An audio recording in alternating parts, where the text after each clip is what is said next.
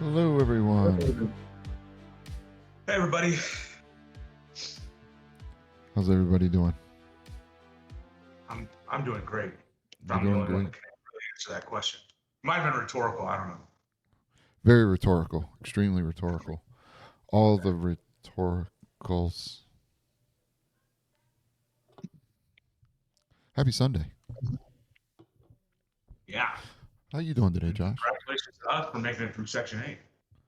Hey, I mean, it only took 6 episodes for that. Right. I kind of expected it, though. I mean, you're talking about the powers of Congress. You Yeah. kind of figured that was going to be a big one, right? Oh, But now I we mean, get to go on to the even better one. All right, I can't hear you. You're wearing the microphone one picking you up. I said if we hadn't spent a lot of time on it, I feel like we would have been doing something wrong. Oh yeah, without a doubt. Yeah, no, but now we get to go into the powers denied Congress, which is pretty awesome. So give a little context on the fact that you have a powers of Congress and a powers denied Congress. You would think that, hey, here are the powers that this is what you can do, right? The powers of Congress. You would think, okay, well, we told them what they can do. We don't have to tell them what they can't do, right? Because we explicitly say, hey, you can do this. Yeah. So Except you got like the necessary and proper clause, and you know, there's a whole bunch of other stuff that's just in there that's left open to our interpretation. yeah, but I'm saying if we told you what you can do, then you would just assume that if it's not in there, then you can't do it, right? That's what Yeah, you know what? You would think. you would think, that hey, this is what you can do. Okay, well, then that means that I can only do those things. No. No. So what we have is we have a powers denied Congress, meaning that things that Congress can't do. So, and it's really interesting in the Constitution what the very first power that is denied Congress, the very first one, and it kind of gives you an idea of the importance of certain things and how certain people, how certain states, how certain representatives felt about what was important to them and what meant a lot from a state or a country perspective, to where, hey, we're going to say you can do all these things, but you cannot, absolutely cannot do this. And what is the first thing that they put in there? Yeah, you can't sell slaves across state lines No, after no, you can 1808. you can you can you can sell them across state lines. Oh, you can't import them. Yes. I don't know, migration or import them. Yeah, so the slave trade clause. So the very first thing that is put in our Constitution under Section 9 of the powers denied Congress is about slaves. Like does like how does It's the buying and selling. like you if you take that from a context of what is important during the time, the first thing you deny Congress is the ability, the migration or importation of such persons as any of the states now existing shall think proper to admit shall not be prohibited by the Congress prior to the year 1808, but a tax or duty may be imposed on such importation not exceeding $10 for each person.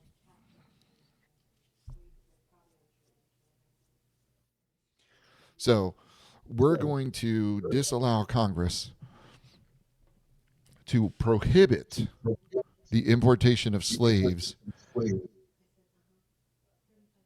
at least for what is it? 20. 20 years? Yeah. 20 years? 1808. Yep. But you can put a tax or duty on them, not exceeding $10 per person. Like, that's impressive. That's impressive that at our level of at the level of government that we had, that it was that important to the states, to where you couldn't Congress was not allowed to make any laws or any type of laws regarding the importation of slaves for at least 20 years. Well, in retrospect, 70 years later, we did fight and kill each other over it. So, I mean, Yeah, not a exactly. big deal. Yeah. So that obviously this provision, um, I believe, was you know in the so there's a sense in which the clause is no longer constitutionally relevant since it expired in 1808. The time of the Constitution where there was no guarantee of whether the federal Congress would act to prohibit the import of slaves. So there's a legitimate inquiry about what took place in the political realm over a 20-year period between the adoption of the Constitution in 1808. Yeah. Yeah. So, I mean, you figure.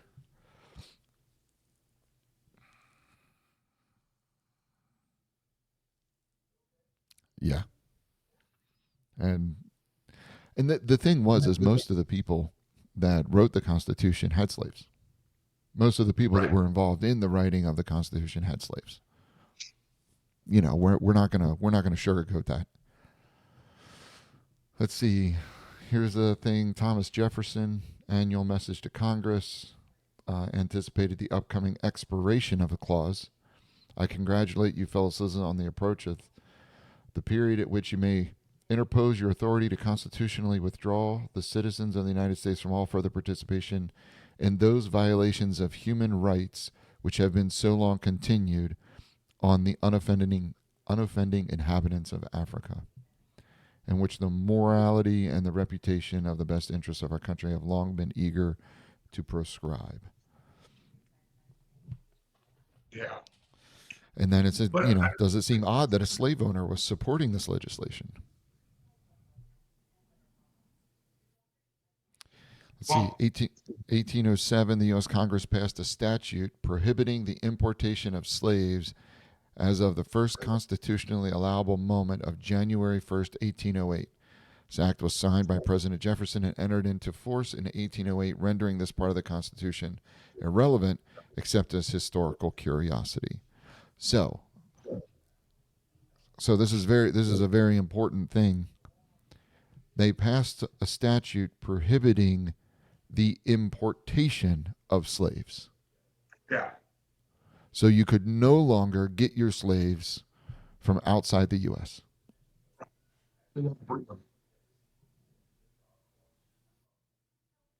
Instead of importing.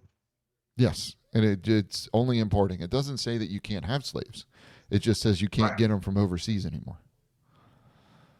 You can get them locally, but you just can't Which import them. I don't know which is worse. Like, I don't know if there's really a way to look at that as better or worse. I mean, other than It maybe, it is a step you know, in a direction. yeah. Well, the idea that you are born as a human being into slavery and never know anything else, or never being able to make decisions for yourself or have any sort of freedom at the end of the day Yeah. to to decide how your life is going to go. I mean, at least it's terrible. At least when they were importing them, they're importing them at like 18, 20 years old, so they had some sort of You other would kind of life. But I don't know, you maybe would that's think. worse, Is, because it's is like, that oh hey, I had this over here and yeah. you just took it all away from me. Yeah, exactly.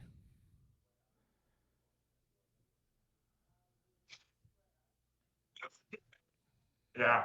Um, and the Thomas Jefferson thing always throws me off too, because it's like, I, I wonder what his, and I don't know if he talked about it here in this. I guess I could look it up.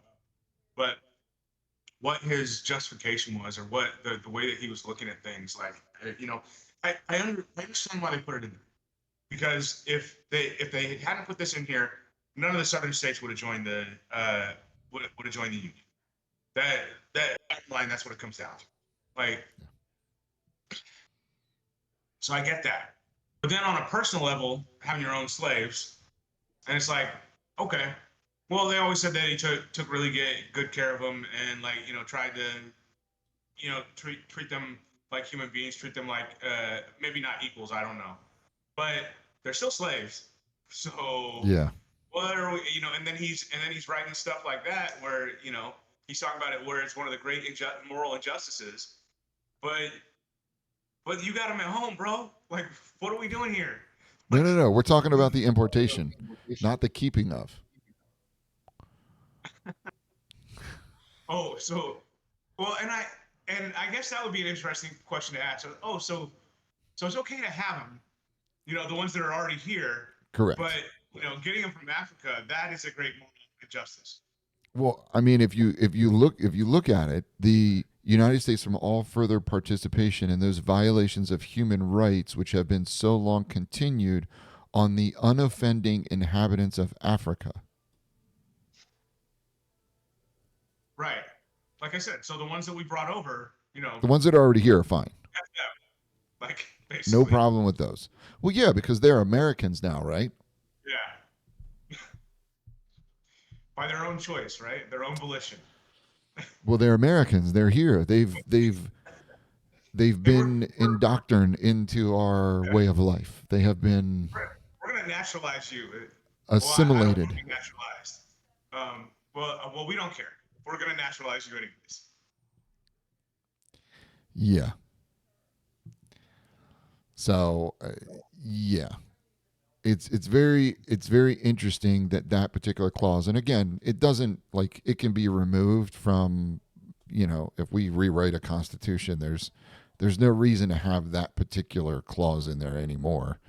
Um, I mean, it would be nice to have something in there, the fact that any type of slavery is illegal. Like, we should, that should be a powers deny Congress to create any type of slavery within, Yeah.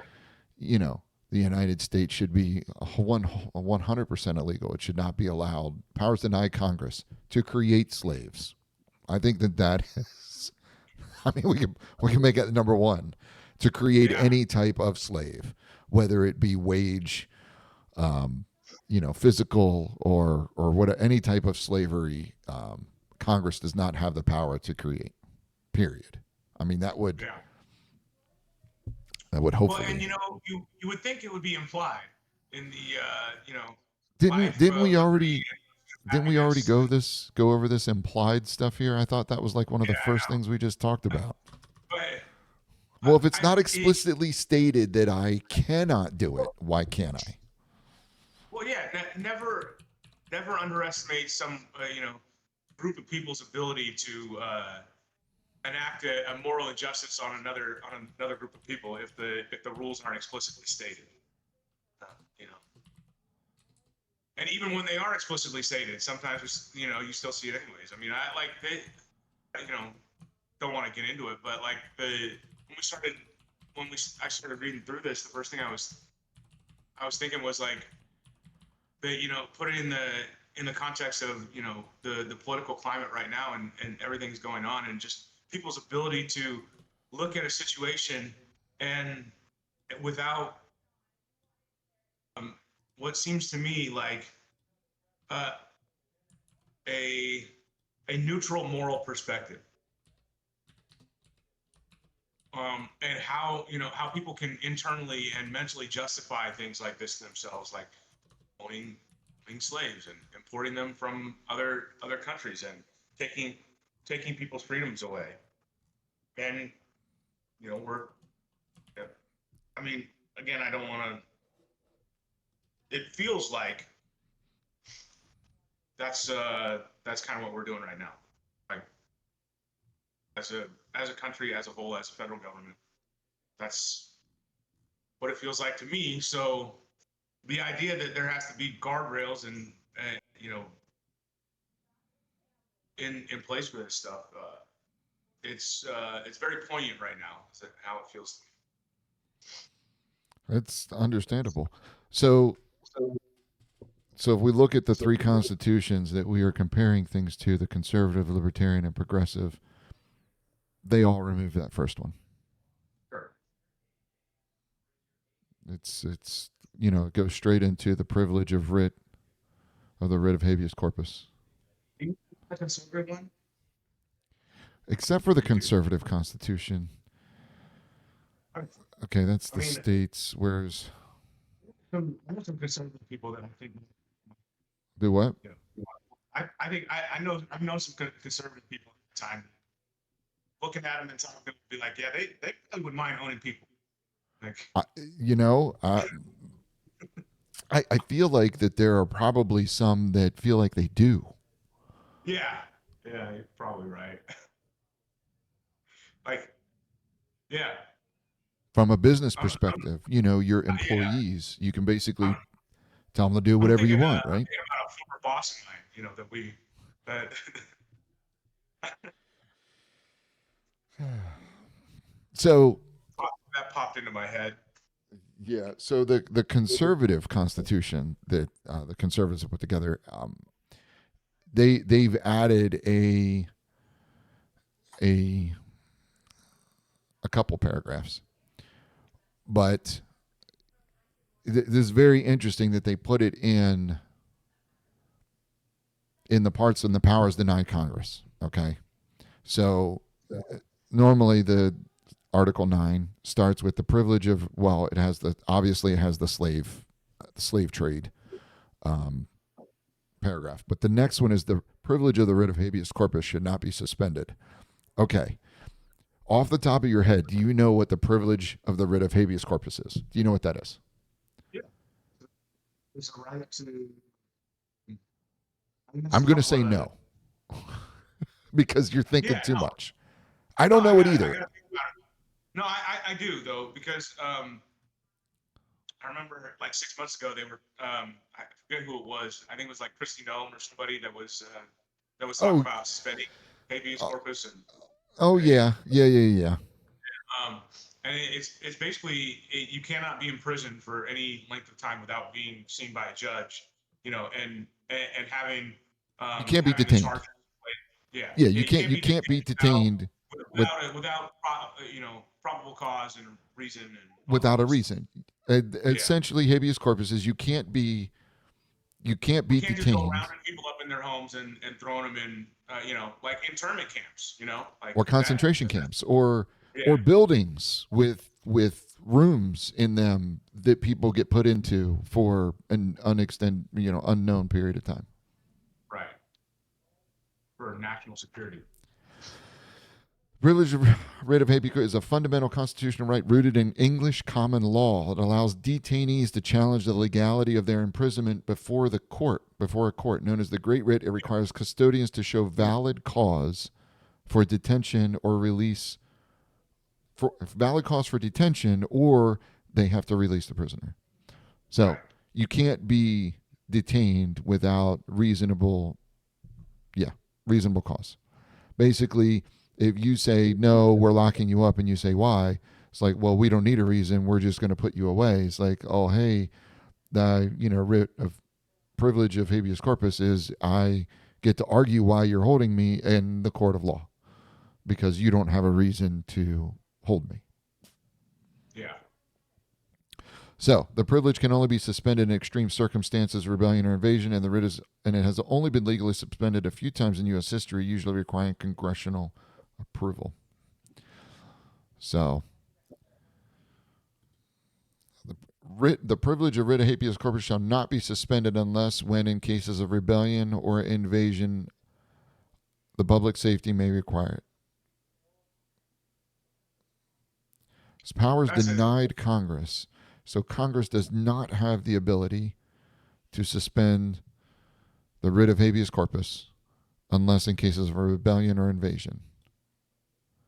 This doesn't. Okay. Unless when In cases of rebellion or invasion, the public safety may require it. Okay. All right. So let's see here. Let's see what we got in. Uh, okay. The privilege shall not be suspended unless, when in cases of rebellion or invasion, Congress determines the public safety may require it. So they changed the wording a little bit to make it a little more readable.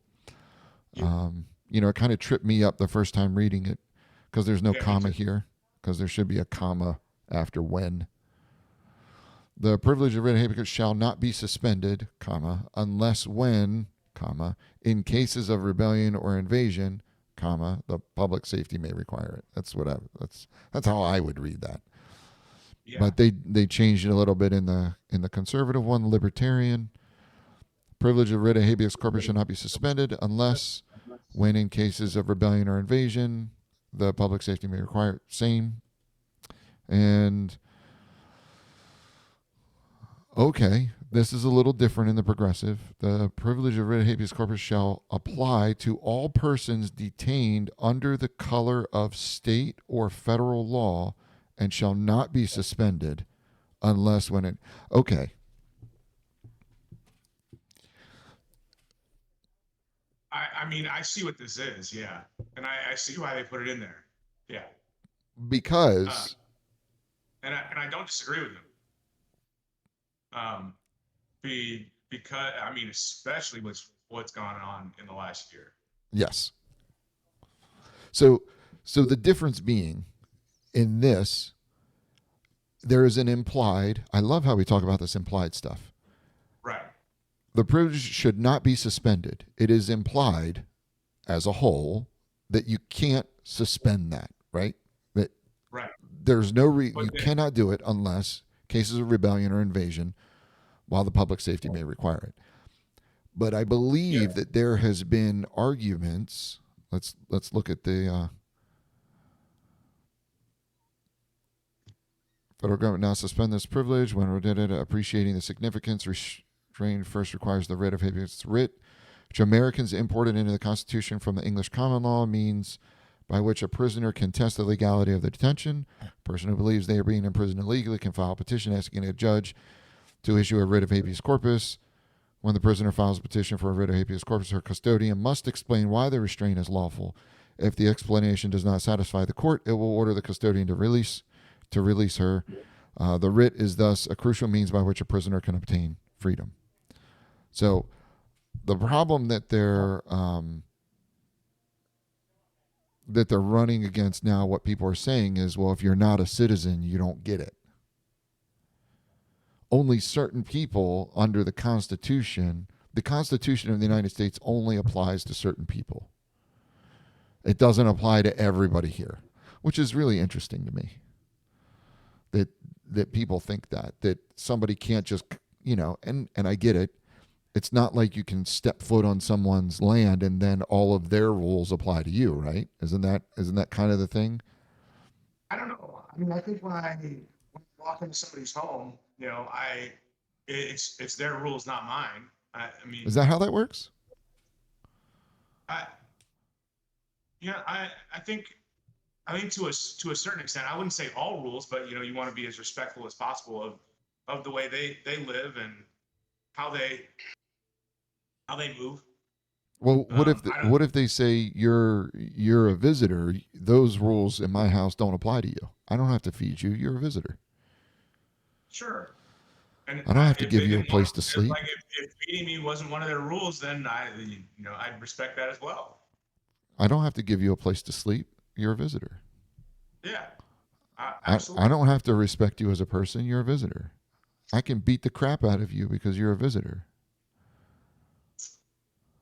Well, I mean, I then we can start. detain you in my basement and I don't have to Sure. have a reason for it because you're a visitor and these are my But rules. then we start talking about law and order and the agreed upon social contract. The Oh, whoa, whoa, whoa, but this is my house. You're a visitor. These are my rules. okay. I'm just look, this goes back to what we were talking about before about the libertarian thing of applying it to, hey, as long as I'm not going across state lines, the government doesn't have the ability to come in and say what I can do in my state. Just like the state government doesn't have the ability to come into my home and tell me what I'm doing on my land. But they do. I mean, No, no, but I'm saying that's the libertarian thing. Hey, you know, unless and again, there's always the unless I'm infringing on somebody else's rights, right. which But if you're beating the okay, hell out of somebody and kidnapping him, locking him in a basement, I believe you're taking some things away from them. you're infringing on somebody else's rights. Is that what I'm hearing? Yeah. Okay, well, That, what if that person is not a citizen of the country that you live in? dude, we're both agreed on this. We need somebody else to like with a more No, more no, no, but constrained. no, but I get that, but I'm trying to follow the logic train here because Yeah. if if you're talking about the writ of habeas corpus and people argue that it doesn't apply to people that aren't from here or that aren't in the United States, excuse me, in the United States legally, so they don't fall under our rules or under our laws. Does that I yeah, I mean I think that the argument can be made for that. I wouldn't want to make it. I like because they then you start splitting up. Okay, well, we're creating these rules, we're creating these guidelines for the in my mind the greatest possible good for everybody. And Yep. so whether you're a naturalized citizen or not, or a resident alien or whatever the hell you want to call it, Or uh, somebody visiting from another country. right? Whether they're On, here on board, legally or illegally, they're still on our land, quote mhm. unquote, our whatever that means. They're in our property. They're coming to our house. They're coming into our vicinity. Do their laws apply to them here, or is it our laws that apply to them here? I think it's our laws that apply to them here. Okay, so if And, our like I said, like you have to be respectful. When you go into somebody's home, you need to be respectful of their rules. I mean, you on you a do smaller scale. you do whenever you come into my home, you must be naked. We don't wear clothes in my home. Hmm. That's a rule. Well, then I guess I won't be coming over anytime soon. Well, I don't know. I look good naked, so Yeah, well, no, but that's what I'm saying. Like you're saying that my rules apply to everyone. When do they not? I guess is the question. So if we're talking about the habeas corpus, about the about the justification, and the whole reason we're talking about this is because the progressive constitution made a change here that says shall apply to all persons detained under the color of state or federal law.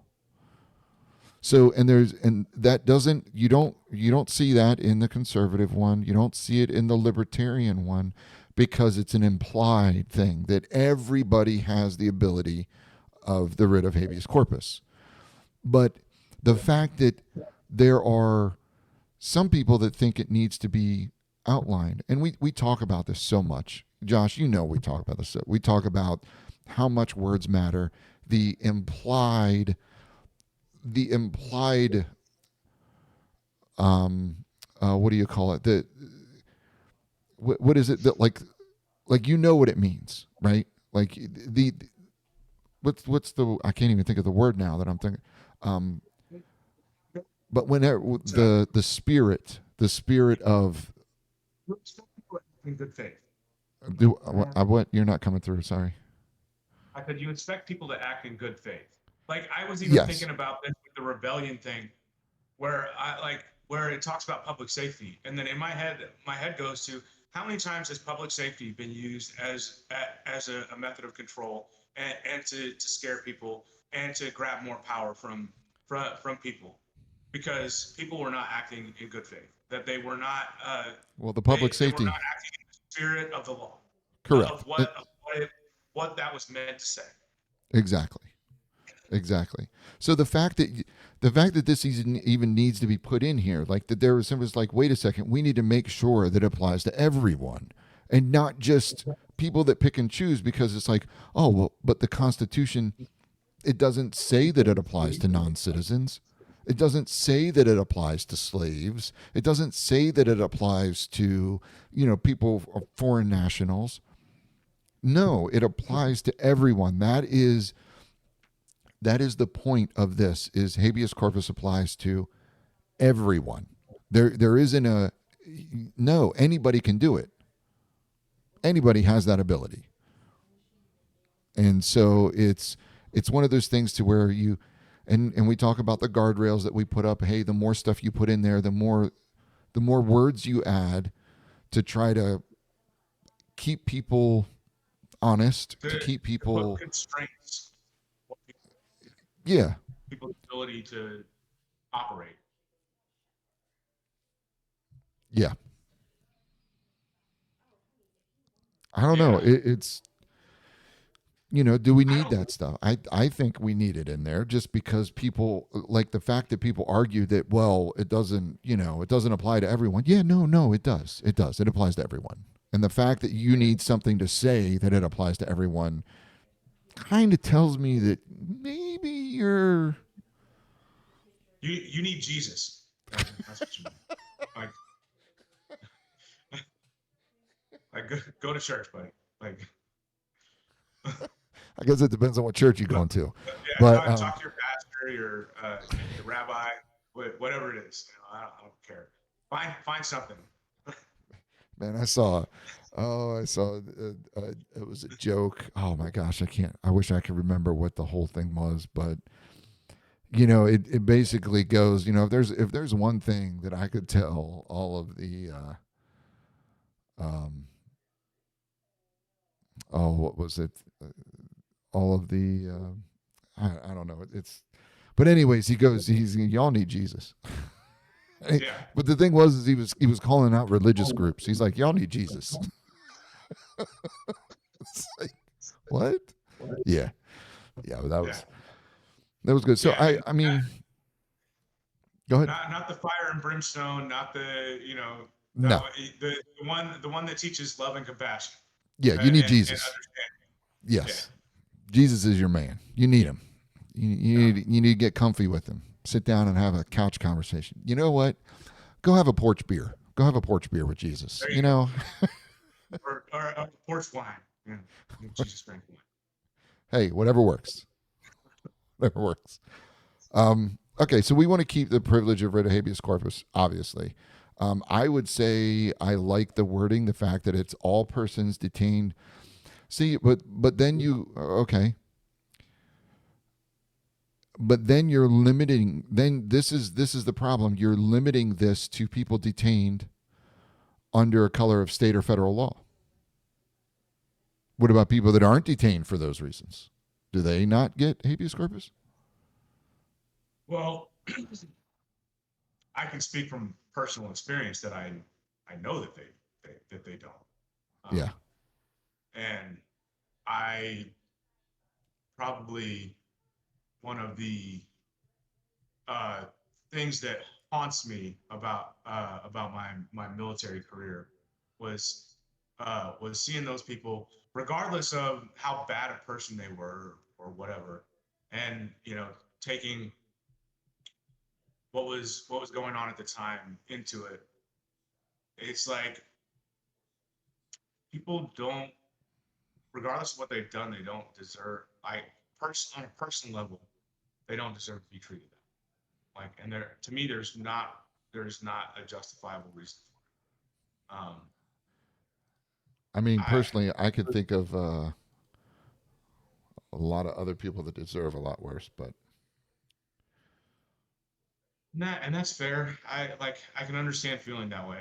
Um, yeah, but like I just said, because just because I feel that way doesn't mean that they should be treated that way.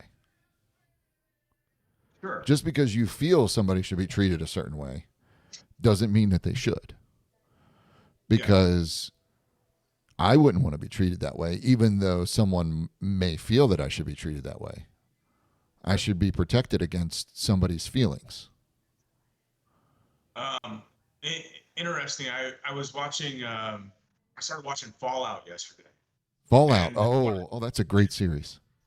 yeah, and one of the things she brings up in like the third or fourth episode is she talks about the golden rule, and like I haven't heard that since I was a kid. I was like, but it's like I mean, in the discussion we're having right now, it's kind of poignant. Like, I wouldn't want to be treated that way. Correct. Why? Why should I? Why should I be okay with other people being treated that way? No matter what they did, like you said, whether it's justified or not, I mean, we I mean, I could see extreme circumstances, like if there's no law and order, like you take away governments, like all this falls apart, right? okay. And every person is a law unto themselves, I'm where they have to decide from a moral perspective. Like there's probably some situations where you're trying to protect yourself, you're trying to protect the people that you care about, something like that. Sure. no, Um, no, I agree. But let's take one of the biggest story that's out there right now. Epstein, you know, child trafficking, child molestation, child assault, child whatever.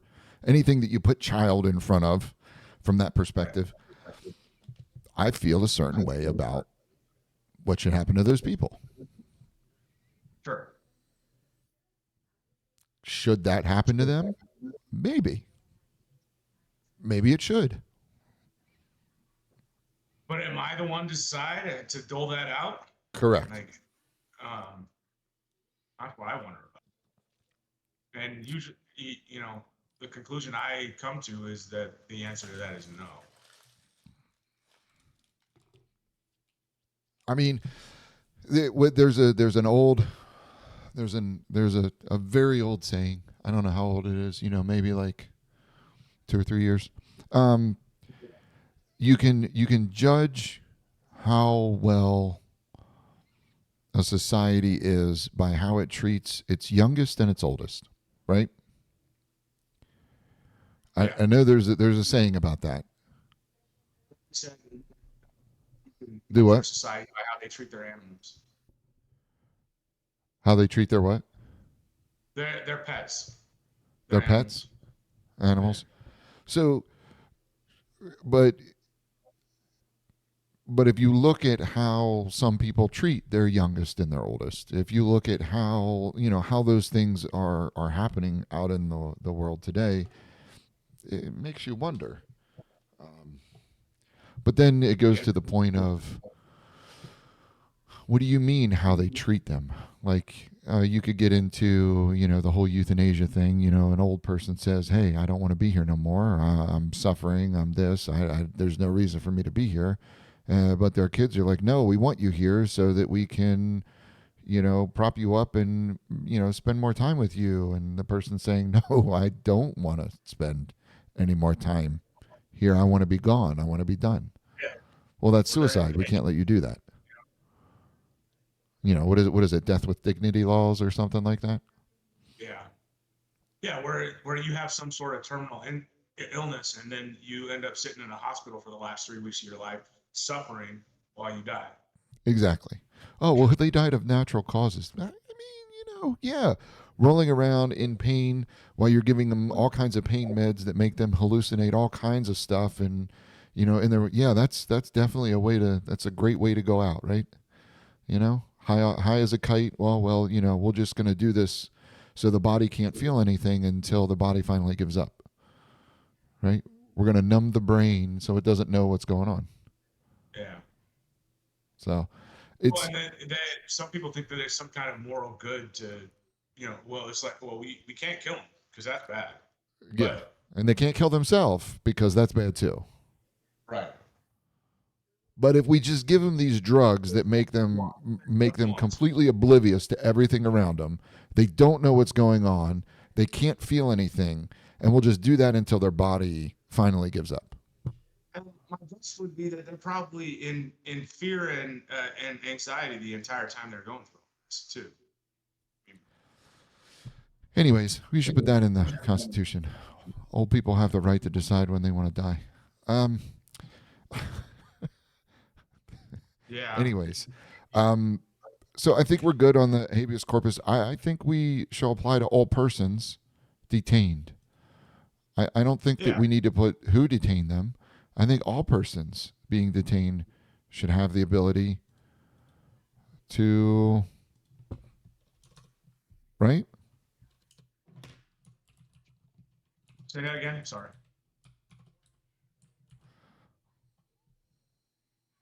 I don't I don't I don't understand why you would, specify people under federal and whatever law. I think, if we want to keep it. Yeah.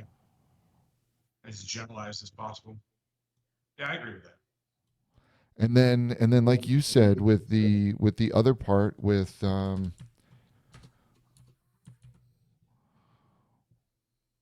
Like U.S. military and intelligence operations, like outside of the U.S. Yeah, I think there should be something in there for that. That no. yeah, but they're not on our land, so it doesn't matter. They don't apply to our rules, right? Um, I think I, something along the lines of that. You know, uh, people operating um, under the banner of U.S. intelligence or military operations um, have to be subject to the same rules and the same laws. Like, or that that they cannot.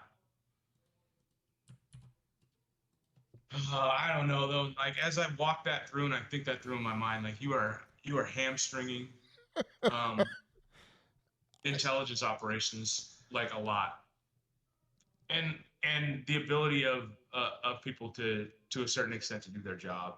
I don't know. But should it be their job to violate our Constitution? Should they be allowed to?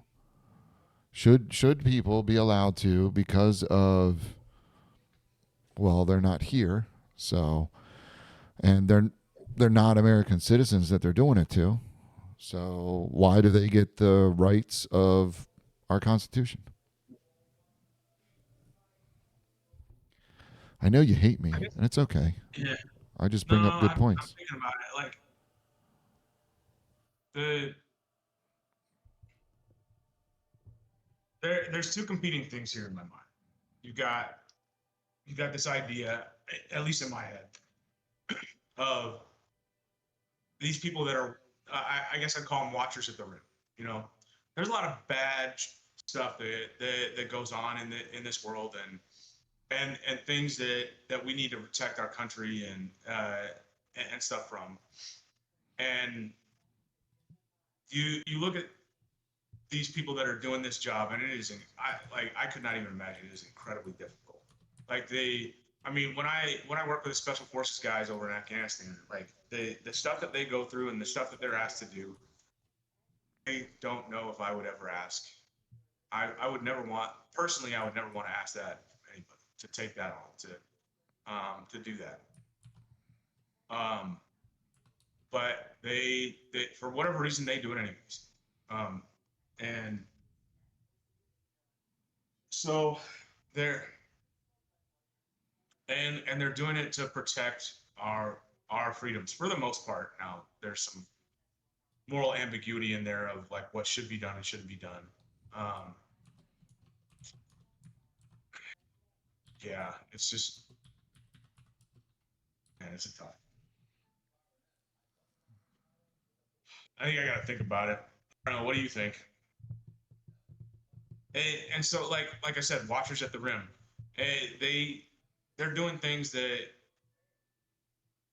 to keep our freedoms so that Are they the rest of us to keep our freedoms? Is that or is that or what? to keep I guess to keep us safe to a certain extent. To Have you ever watched Rick and Morty? yeah. And I just rewatched this particular episode, so it's very fresh in my mind. Have you ever seen the Rick and Morty episode about keep summer safe? Yes, I have, but it's been a while. Okay, and she's in the car while Rick and Morty go to figure out what's wrong with the car battery. I mean, That it's a sounds familiar. wonderful. It is a wonderful episode. Essentially, the car is supposed to keep Summer safe. That's the directive, right? And Rick and Morty go into their battery to figure out why their battery is not producing any energy, and we'll touch on that one. I mean, that goes back to the whole slavery thing. Um, but so while she's in there, a guy, comes up to ask her something, and the car keeps Summer safe by literally taking a laser and reducing him to cubes, meat cubes. This is essentially what it is. She Yeah, loses her mind. She goes, "Oh my God, don't do that." So another guy comes up and says, "Hey, that was my buddy. He had kids or whatever." And the car, she's like, "You can't kill people." So instead of doing that, the car then picks up the other person, takes a laser and cuts his spinal cord after a certain whatever, so then he can no longer walk. Objective completed. Keep Summer safe. I didn't kill the guy. Summer yeah, loses her mind, going, "What the? Oh my God! You can't harm people. You can't physically harm people." So then the police come, and she's still in the car, and the Keep Summer Safe directive. So then the car's like, "Okay, well now I can't harm people. Okay, so no physical harm." So then the police come, and there's like officers like, "You step out of the car, you have so many seconds, whatever, whatever."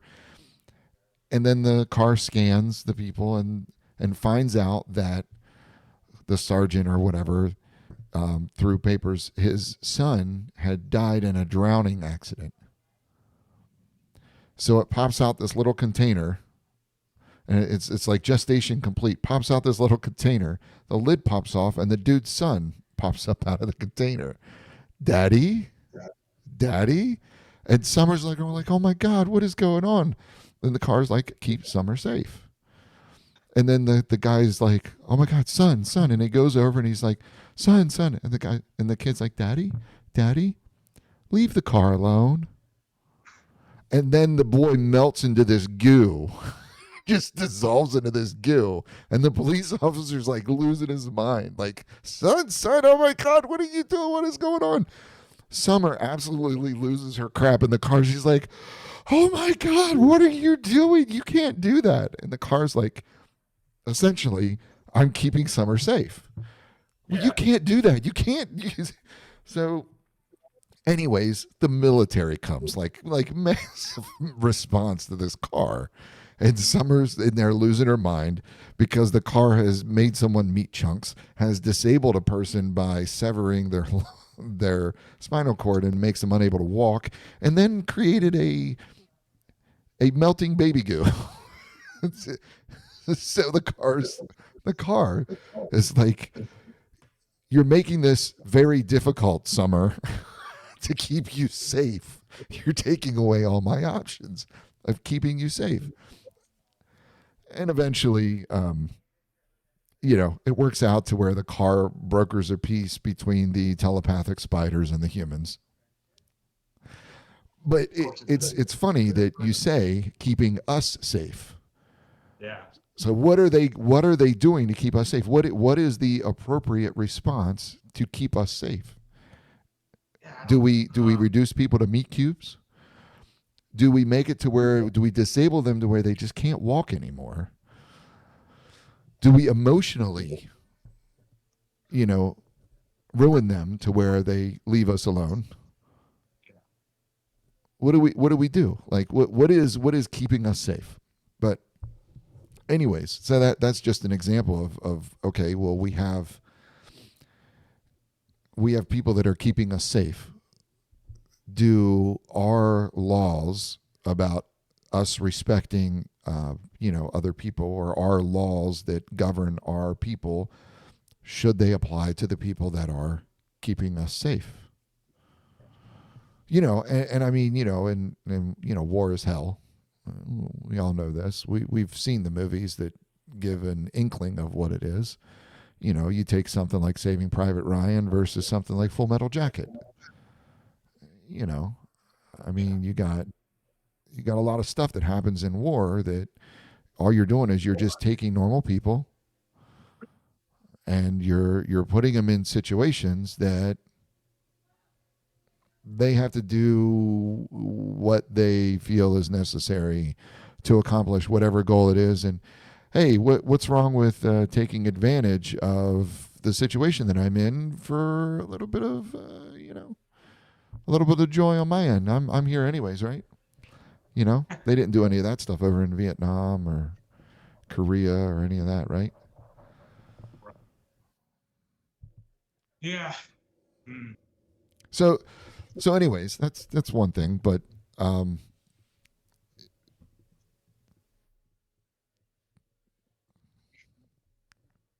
Yeah. the military has different rules, and to be honest Yeah. with you, Let's, yeah. Let's circle back. yeah, Uh, well, to be honest with you, and you know this, the military probably has a more strict rules about de-escalation and use of lethal force to an extent than most other organizations do. yeah. To Um, for the rank and file. I'm not talking about special forces. I'm not talking about that type of stuff. But for the rank and file, de-escalation is the number one. That is what you're supposed to do first. Like that is taught. right. So, anyways, back to what we're talking about here about how laws don't apply to everyone, just people on our land, but not people that we don't want to apply them to on our land because they're not our That's people. there. Bad people. Yeah. So, okay. Anyways, all persons should have the ability of writ of habeas corpus if they're in if they're being detained by anybody. Um, they should have that ability. I agree with that. So we're looking at something. Privilege of writ of habeas corpus shall apply to all persons detained. Shall not be suspended unless, when in cases of rebellion or invasion, the public safety may require it. I do like what the conservative constitution, what they put in there. Congress determines. So the privilege shall not be suspended unless when, I really want to put commas in there, unless when Congress determines the public safety may require it. So they're putting in there that Congress is the only body that has the ability to suspend the writ of habeas corpus. The executive branch can't. I agree with that. There shouldn't be it shouldn't be one person that decides whether or not people have the ability. So I agree with that. Yeah. Yeah, and it should be the body of government that's closest to the people. Yeah, I agree that they should be the only ones that should be able to take that away. So if we look at this, the privilege of the writ of habeas corpus shall apply to all persons detained and shall not be suspended unless when, in cases of rebellion or invasion, Congress determines the public safety may require it. I like that. I mean, and to be honest with you, you could take that sentence that we did, and it is the same thing that they have it. It's the same thing that they have. It's just it's Yeah. not like we don't have the guardrails on it like we're putting on it.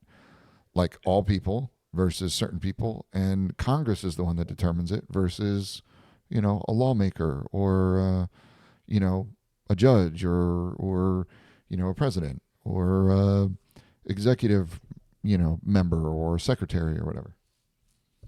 All right, moving on. I was thinking we could push the Holmes definition of habeas corpus if you want. This is what she testified to in front of Congress. And when asked what the definition was, habeas corpus is a constitutional right that the president has to be able to remove people from this country.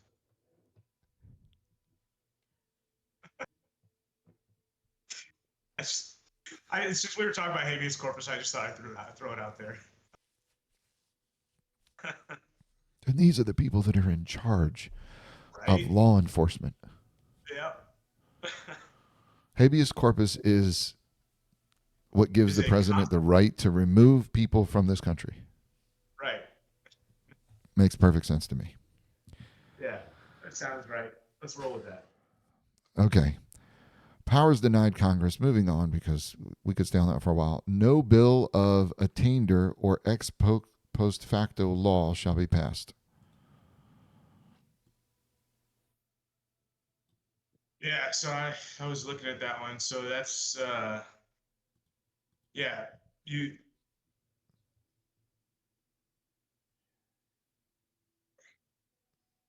bill of attainder. So it's when um, Ah, okay. you name a specific person guilty without and impose punishment without a trial, Okay.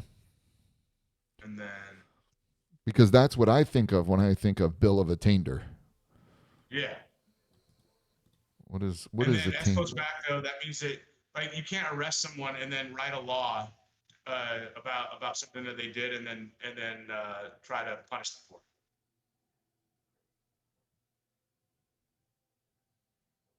Okay, So like I don't like attainder. what somebody's doing to them, so I arrest them. Oh yeah, you're talking But about the ex post facto. yeah, Yeah, no, I get that one. Ex post facto. Yeah, I mean Latin is a wonderful thing. Retroactively criminalizes acts or increases punishment for past actions. So yeah, you know, this goes. It would yeah, be like when they did prohibition, and then they went back and everybody that was distributing alcohol right. the prior to prohibition, they go back and they just arrest them all because hey, well, it's illegal now. Yeah, but I'm not doing it now. Yeah, but you did it before, so now we're gonna arrest you. Yeah, So they can't do something like that. But attainder, just because I wanted to understand what attainder is, because I don't know what attainder means, and I would imagine a lot of people don't, unless you have a law degree. Attainder is the historical English common law process where a person convicted of a serious felony or treason was declared tainted, resulting in the extinction of their civil rights, forfeiture of property, and corruption of blood, prohibiting inheritance. It functioned as a civil death, often used to punish political enemies without trial via a bill of attainder. huh. Well, you learn something new every day. Yeah. So that's interesting. The consequence of an attainder. Yeah, that's person lost all property and titles to the crown. Corruption of blood. That's really interesting. Person could not inherit property or pass it to heirs, effectively punishing their descendants. And a civil death. Individual lost all rights to testify, bring lawsuits, or hold property. Huh. In England, it was a severe punishment from the medieval period until its abolition in 1870. Wow. Yeah, learn. So it still happened in England until the 1870s. Jeez. And luckily, we put that in our Constitution in 1780 something. So we were almost 100 years before England.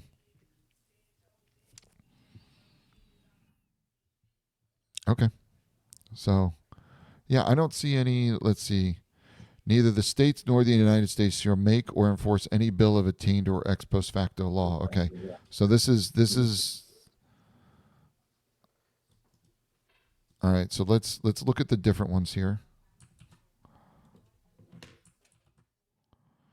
So if we do, and I think and I know I've been slacking on this, um, but it actually helped me do helped with the last one because there's little differences in language. Those little changes actually make a difference. So and this is what we were talking about. A little extra language in there to so looks like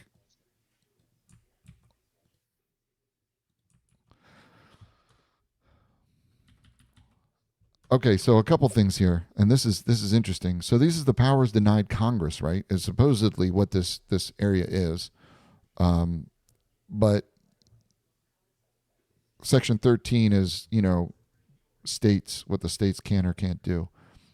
But in the conservative Constitution, neither the states nor the United States shall make or enforce any bill of attainder or ex post facto law. So for some reason, the conservatives felt that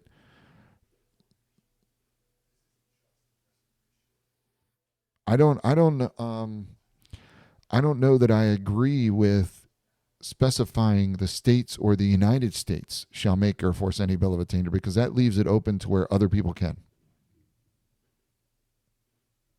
So like if you want, like if you try to do it in civil court or something, Neither the states nor the like one United States. like one person against another. Yeah. I don't know. I just the fact that they're specifying the states or the United States. Like, do they Yeah. really need to do that? Right. Whereas you look at these, and then you look at the next one, and here's what you said: civil, civil, no bill of attainder ex post facto law, whether civil or criminal, shall be passed. Yeah. And then the progressive is no bill of attainder or ex post facto law shall be passed, which is the exact same as the current Constitution. So it's interesting that conservatives are putting guardrails on it or explaining more versus the libertarian specify whether civil or criminal. Has there been, and there's nothing in here, there's nothing in the Constitution Center about that particular.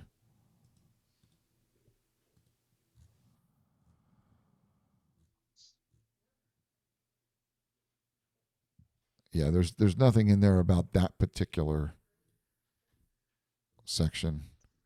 I wonder.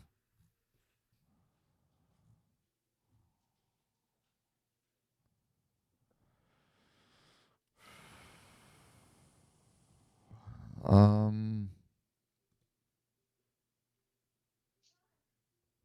yeah. Yeah. Yeah, I don't see any arguments against or for that one. I do want to look at because the libertarian is the only one that goes section by section in theirs in their. So I do want to see what they say about this section 9. We extend the prohibition on ex post facto laws to civil laws. Current legal precedent only applies to criminal laws.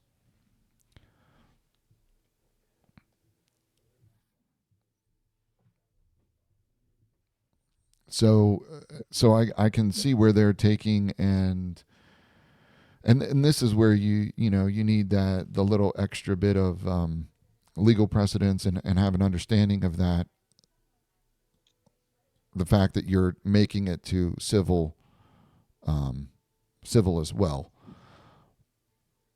I don't have a problem with that. I don't like specifying the states or the United States. I don't Yeah. understand that. Um, I guess because this only applies to Congress, you know, technically. Yeah. There's This is and probably here's the the thing. Congress. So I mean, yeah. Yeah, but if we I mean, look, does Congress even have the power to bring a civil suit against one person? Like, does the well, body of Congress? okay, but here's the thing. Article 1, Section all legislative powers herein granted shall be vested in a Congress of the United States, which shall consist of a Senate and House of Representatives. That's the only leading part of this article. So all of the sections refer to granted shall be vested in Congress of the United States. If we look at precedents like what we were talking about, what had happened before is you had in England, they would essentially cause a civil death to someone by doing this, and you could do it to Right. your political rivals, right? They would pass a law. You got essentially you got your majority in whatever house, and then you could As long as you got you the votes. Yeah, Yeah. you could obliterate the rest of the competition just by issuing a bill of attainder, right? Yeah. Um, so they wanted to prevent that from happening in Congress. So because if you look at the actual Constitution, it just says Section 9. It doesn't say powers denied Congress. It doesn't say whatever. They're like when we say powers denied Congress, that is sort of the general thing that people have put on it, right? It doesn't that wording doesn't actually exist in the Constitution. It doesn't say in the Constitution, Section 9, the powers denied Congress, if that makes sense. So so they're just trying to group this stuff. So all it is in Section 9, it just says no bill of attainder or ex post facto law shall be passed in reference to Congress. And that's why I thought it was interesting that the conservative Constitution in this particular part, and again, there's a section 12. It doesn't have, hey, these are the powers denied Congress. It's just listing stuff. It's just a list of stuff. it's So neither the states nor the United States shall make or enforce any bill of attainder or ex post facto law. So, Yeah. I mean, whether or not we want, that's 8, and here's 9. So whether or not you want to put that, like the Constitution saying that what a state can or can't do, and again, this is where the progressive Constitution has this stuff: powers denied states. Here you go. No state shall enter any treaty, alliance, confederation, grants, letter to a marquis, pass any bill of attainder or ex post facto law or law impairing the obligation of contracts or grant any title of nobility. And I'm pretty sure yeah. So in section 10 in the Constitution, it has that the states cannot pass a bill of attainder or ex post facto law. So it's the same thing. So section 9 says no bill of attainder shall be passed. And then section 10 says, hey, a state can't do that either. So I'm thinking with the conservative one, yeah. So in here, in their first one, they took out the ex post facto and bill of attainder in the first section, and they just combined it. They combined it under section 9. Well, their section 12. So they're kind of consolidating, if that makes sense. Rather than having it in two places, you put it in one and it covers everybody. Yeah, seems that way. See, in section 10 in the Libertarian, we have it here. Pass any bill of attainder ex post facto law, whether civil or criminal, or any law impairing. So they added civil or criminal to there as well. So it's just a matter of sort of an organizational thing. The the section in the conservative Constitution, this is where the conservative Constitution kind of gets me, because they in this section 12 of theirs, where they have all of this stuff, Yeah. I think that they combined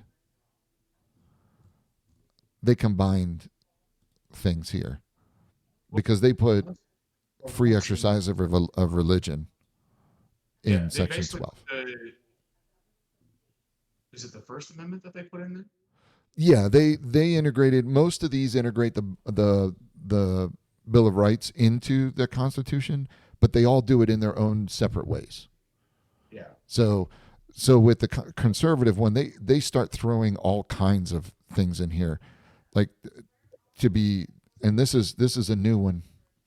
This is new, and we've seen this happen. State of the United States shall make or enforce any law that abridges the right of parents or other legal guardians to control the education and upbringing of their children, which basically gets rid of the Department of Education, including the right to choose education outside of public schools, nor may they discriminate against any non-public school on the basis of religion, philosophical, ideological character, nor may the United States use its authority by appropriations or otherwise to displace state or local control over educational content, which I think is an amazing thing, because you have people that are trying to do this right now. Like they're literally trying to get books banned, trying to put the Bible in schools and all this stuff. Whereas in the conservative Constitution, they literally outlawed it, which is amazing Well, that they do this. I think outlaw it's from a medical perspective, but they basically let um, the way I'm reading this is that the state or local government could run roughshod over their. Not to say that that wouldn't be controlled in some other way by a state constitution or something else like that, correct. They're but saying the government can't do it. yeah, they're saying the federal government. They're saying the federal government can, and this is your state's rights, but it's also the thing to where the government can't, they can't come in and require everybody to have the Ten Commandments in the school, Right. like what they're trying to do. Basically they're saying the federal government stays out of the states, and then the way that it should happen is at the state level they should have the same thing that says the state can't come in and regulate things. They should. That the state can't discriminate, but you know, yeah, neither a state nor the United States shall make or enforce a law that abridges the rights or other legal guardians to control the education and upbringing of their children.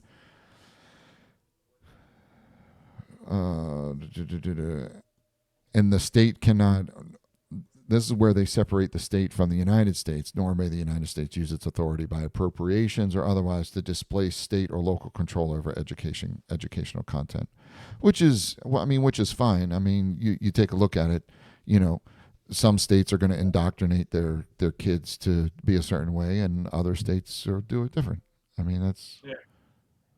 I mean, it's the same thing as if you go to, you go down to the city level or the town level or whatever.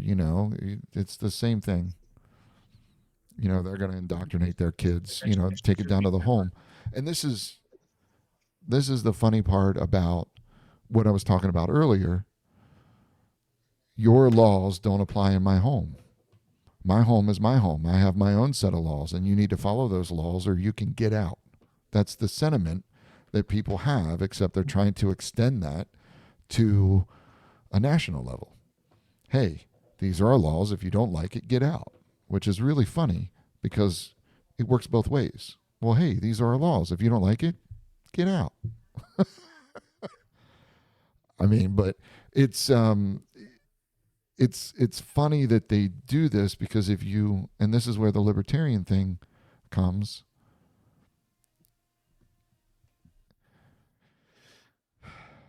You can't infringe on somebody else's rights as a person. And this is where it gets sticky on this stuff because the state or the United States can't enforce any law that abridges the right of parents or other legal guardians to control the education or upbringing of their children. That's fine.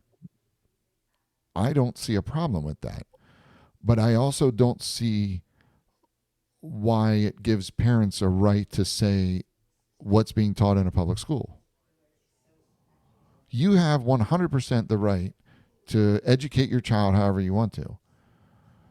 But in a school environment, in my opinion, they should be taught basic stuff. Reading, writing, arithmetic, all that wonderful stuff. There shouldn't be any religion, any type of faith or ideological information that is taught. It should all be, and you can even get in the argument from science-based stuff. Man, we are way off on like, this is kind of why I skipped over these two things in section 12 because they are a rabbit hole.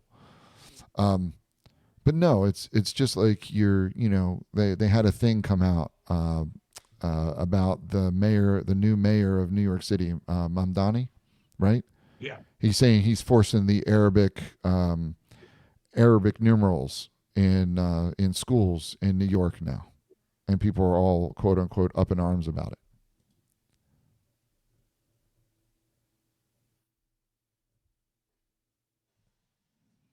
That's what we've been learning for the past, I don't know how many freaking years. They're the Arabic numerals. That's where fucking numbers come from? Right. It's all it but it would, yeah. It's just like how bad dihydrogen monoxide is for you. It's not good. It's not good. Dihydrogen monoxide is the worst thing for you, and everybody, it should be outlawed. It should be banned. Wait, hold on. Are you talking carbon monoxide? No. Dihydrogen monoxide. Oh, H2O. Water. You know how many people die because of dihydrogen monoxide every year? It's so many people die from it. I guess it just depends on what's in there with the dihydrogen monoxide. Yeah. No, but it's one of those things. It's when you're talking about education of children and adults. In my opinion, I'm gonna put this out there. It should be about problem solving and learning how to find the information that you need to find to make the best decision that you can make at the time. That's what education is. It should be Hey, about thinking critically. critical thinking. There Teaching you people go. to think critically. Critical thinking and problem solving, which you have to Yeah, critically think the problem. and to question the answers that you get, and you know, Find the truth to for yourself. and explore those ideas. Yeah, and to explore, and to find the truth that makes sense for you. Correct. Anyways, okay, back to what we were doing, and that's why I skipped over those first two sections, because we're not going to get into that yet. Okay, so bill of attainder, ex post facto. I mean, I think the libertarian ones are. do what? Say it again. I think the libertarian one is civil court. I or you go.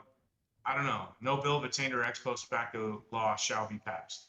So that seems pretty plain and well thought Well, out to me.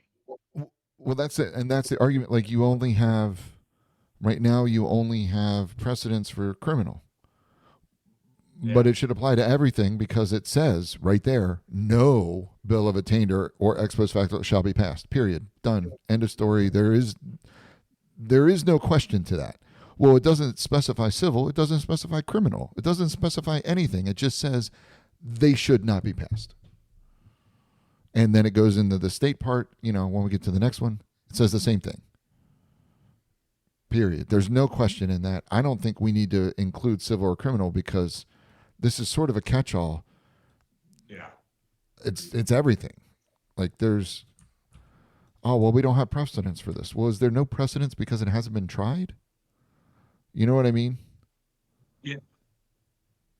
Well, I don't know that's that. usually, it's always a reactive situation, and Yeah. stuff like that. Where it's like, oh, hey, nobody's tried this before, so now we got to go. Okay, well, now we got to go figure this out. Yeah. This is just kind of nips it in the butt, where it's like, nah, No. you can't do this. It doesn't matter. Period. End of story. That's it. None. Like, and we mean it. Right. We mean no. We mean none. Right. Zip, zilch, nada. In any case whatsoever, should not be. Like, yeah. Okay. I think we're good on that. The next one, what do we got here? No capitation or other direct tax shall be laid unless in proportion to the census or enumeration. Okay. So this is the tax clause that was overruled or superseded by the 16th Amendment, which is Congress can have tax on income. So I guess we just bounce that out of there. I mean, I've got some feelings on this. Oh no! But, I mean,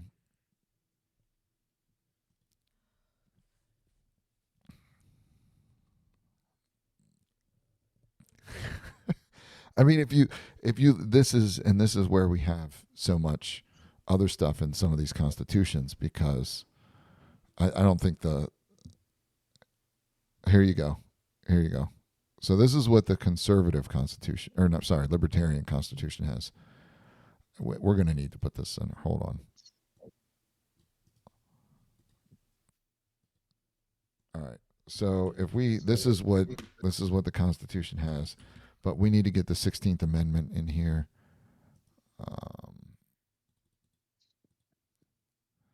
Which, oh come on, make it easy for me. Here it is. 16. Where's 16? 14, 15, 16. All right. So if we take this.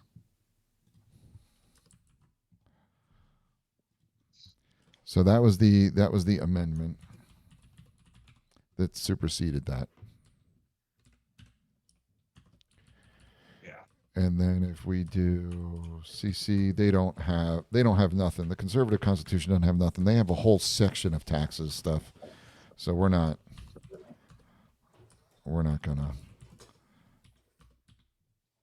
mess with that just yet because we're gonna have to come back and look at that. I guarantee it. So,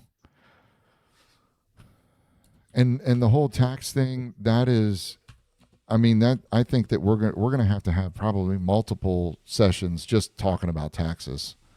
I don't see us getting out of that in any way, shape, or form. Yeah, agreed. Progressive That's why Constitution. that's why I wasn't trying to get into it. I think it. Say that again. I wasn't, because and then we talked about it during section 8 too, like kind of at nauseum at length to where Yeah. I think it has to be a separate conversation of okay, well, how do we figure this out? You know. Yeah, and I think, yeah, okay. So the Progressive Constitution doesn't have anything in there. So the next one after the one that we're doing is no tax or duty shall be laid on articles exported from any state. So there's nothing in the Progressive Constitution in here because again, they added their own thing. Libertarian has one. Conservative, I don't even. Yeah, they put, this is where they put all the amendments, all of the Bill of Rights. They put it in section 12. I don't think. But then they sprinkled in some section 9 stuff too. It's yeah. But then again, the Bill of Rights to a certain extent is powers denied all three branches of government. But yeah.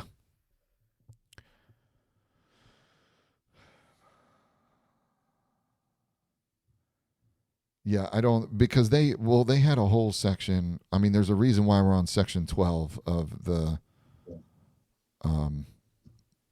conservative constitution. Let's see, section 11 was the power. So I think it was section 9. Yeah. So section 9, Congress shall have the power. Here's their tax thing. This is their tax right here. To lay and collect taxes for the purpose of paying the debts, providing the common defense. Like we have that. And Congress shall not lay any capitation tax, tax on sales, or tax on real personal property, which revenue sources are reserved to the states. So all taxes shall be uniform throughout the United States, and Congress shall not lay any to borrow money, to spend money. No appropriation of money shall be conditioned to waiver any constitutional right. Determine the method of GDP, create a central bank, a state of emergency. And this is where the Congress can establish a board of treasury, going through. This is our budgetary stuff. They did all of that in section 9 and 10. That's what the conservative constitution did. Libertarian constitution, they added it to the end. I think is it 11? Yeah. So this is their fiscal monetary stuff. I don't So this is their tax law. So let's read what their tax law is. Congress shall make no law laying or collecting taxes upon incomes, gifts, or estates, or direct or capitation tax, or tax upon aggregate consumption or expenditures. But Congress shall have the power to levy a uniform tax on the sale of goods and services. Any imposition or increase in a tax, duty, impost shall require the approval of 3/5 of the House of Representatives and 3/5 of the Senate, and shall be separately be presented to the United States of the President of the United States. Okay, so this is important. The Libertarian Constitution gets rid of income tax, and it says you get sales tax. So instead of the conservative Constitution, which says, where is it here? No, Section 9. Here it is. So this is their tax clause, and I know that that's their tax clause. Their tax clause says that you lay and collect taxes for the purpose of paying debts and providing the common defense and general welfare of the United States, but all taxes shall be uniform throughout the United States, and Congress shall not lay any tax on sales, real or personal property, which is reserved for the states.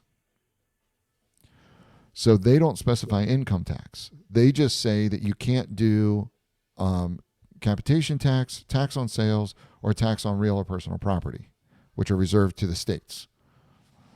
So you got two different ways of thinking. Libertarian says, nope, the government gets a flat sales tax, where the conservatives say, no, sales tax, capitation, and real property are reserved for the states. Yeah. I mean, personally, I mean, I don't like any of these. They when you start looking at the way that people are taxed, and income tax especially, the people that get hit hardest by that are middle to to high income earners. Oh, yeah. And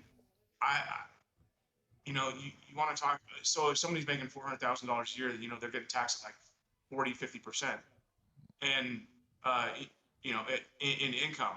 But then you turn around and you look at somebody that owns a business, or most of their income is tied up in capital or passive income or something like that, where they're only having to pay 10%, and Because because of all of the loopholes. all of the lobbying that goes on. Yeah. And then the sales tax thing, to me, that's a tax on the poor. Correct. In my mind. Correct. Well, I mean, the argument So, there is, well, everybody's got to buy stuff. right. But when somebody who makes $50,000 a year has to spend $30,000 of their income on taxes. taxable items, Mm-hmm. that means that, what is that? 3/5. So 60% of their income is spent on taxable items, whereas somebody who makes $1 million a year spends $50,000 to $100,000 a year on income. Only 10% of their income is taxed. Correct. So how's that fair? No. It's kind of the same way it is now. Yeah, and to me, it's the same thing with income. Somebody that is getting paid a high salary of like $400,000 or $500,000 a year, getting taxed at 50%. But then another person has stock options or has ownership in the company, and they get They have a hit way at around it. 10%. Yeah, they have a Yeah. way around it. Right. I don't think that blue collar and white collar jobs should be taxed the way that they currently are. But I think it's a discussion for a different time. I would just say I don't like any of this, and then we can circle back around to it, unless you got something else to say. I mean, we're gonna have to dig into economic things quite a bit. Yeah. To go over that, because There's a lot to it when it comes to taxes. People say, "Oh, flat tax." Everybody pays 20%, and then take care, and we're done. Everybody's paying 20%. 20%. 20% to somebody that makes, like you said, somebody that makes $50,000. 20% is a big difference between making 50 and making, a million. 20% of a million is what? 20 grand? 200,000? 20%, 10, $200,000. 1 million or 2 million? Huh? 20% of 2 million? No, 20% of 1 million. It's $200,000. So they pay $200,000. Somebody that makes 50,000, oh man, somebody makes 100,000, they're paying $20,000. 20,000. Somebody that makes 10,000, they're paying 2,000. Right? Yeah. I mean, Well, and it's like discussions that we've had in the past. It's like, okay, you made your first $1 billion. Okay, here's your $1 billion coin. You won. Like, moving on. Like you. congrats. Now do it Yeah. again. Yep. Do it again, starting over with, because you don't need 2 billion. Collect your chits. Isn't that how it is? Collect your chits. Yeah. Isn't that what they do in the military? You guys collect stars or medals? Challenge coins. What do you collect? Challenge coins. Challenge coins. Yeah. That's Challenge what we coins. call them. Got a bunch of them in my shadow box over here. How many? 8. I know. So 9. you made $8 billion. I mean, like I got one awarded to me from the command chief of the NSA. Yeah, there's a couple other ones in there. So you've made $8 billion. You've started over 8 times. Sure. Let's go with that. Isn't that how it works? Probably more like 2 billion. Oh, 2 billion. Oh, okay. Okay.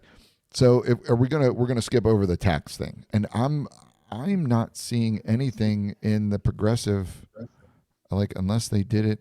Okay. Wait a second. It's the 16th Amendment, right? Like, okay, all right. I don't understand why. I mean, I understand it, but I don't understand why the progressives, they kept the amendments when they rewrote the Constitution, and they rewrote some of the amendments.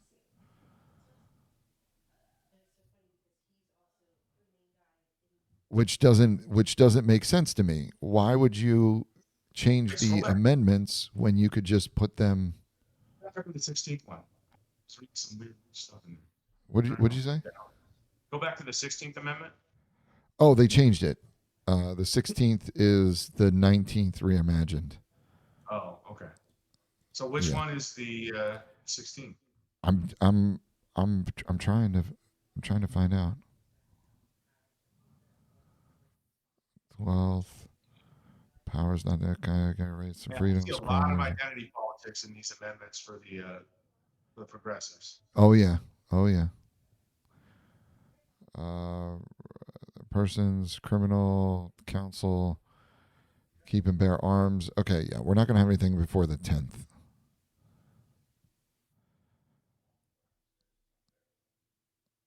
No person constitutionally ineligible to be elected to the office of president shall be eligible to that of the vice president of the United States. Is that what the 11th Amendment is? I don't think that's what the current 11th No, it's Amendment not. is. I could be wrong. I don't understand why they create a bunch of amendments. Okay, all right. Let's try to find the one about. At that point, like if you're making a new constitution, they're not amendments. They're Correct. Just part of the Correct. Constitution. That's what I What are we doing here? that's what I was trying to say. There's what in the.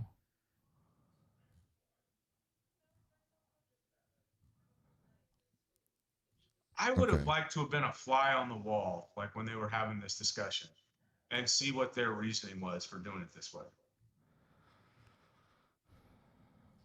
There is nothing in the progressive constitution that I can find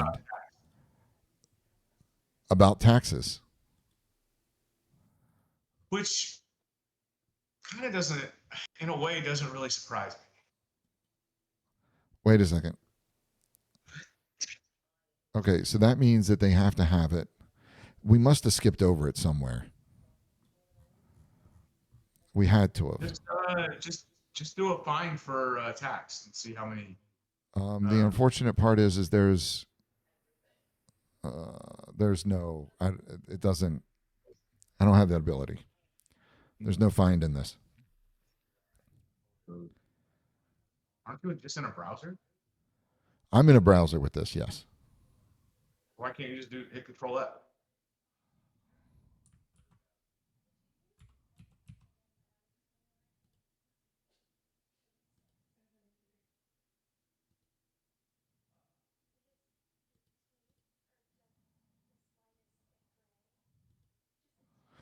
There is 6 mentions. Yeah, dude, they completely cut it out. They basically saying, hey, so the federal government can tax for whatever reason they want. No. It's right here. Powers of Congress to lay and collect taxes, duties, imposts, excises, to pay debts, and provide for the common general. But all duties and shall be uniform throughout the United States. It's what the original one was. It's what was in the original Constitution. Yeah. Um. So, but there's no power denied Congress of how they tax. Correct. Let's see. Powers denied Congress. No. Section 8. Yeah, because it should be right there between the Bill of Attainder and. Correct. It should be right here. No, scroll up a little bit. It should be No, it's right here. below. Yeah. You're a little delayed. You're watching the stream, Article aren't you? Yeah, it should be in between there. Yeah, you're watching the stream. So you're a little delayed. But yeah, no Bill of Attainder or, yeah, right in between these two. But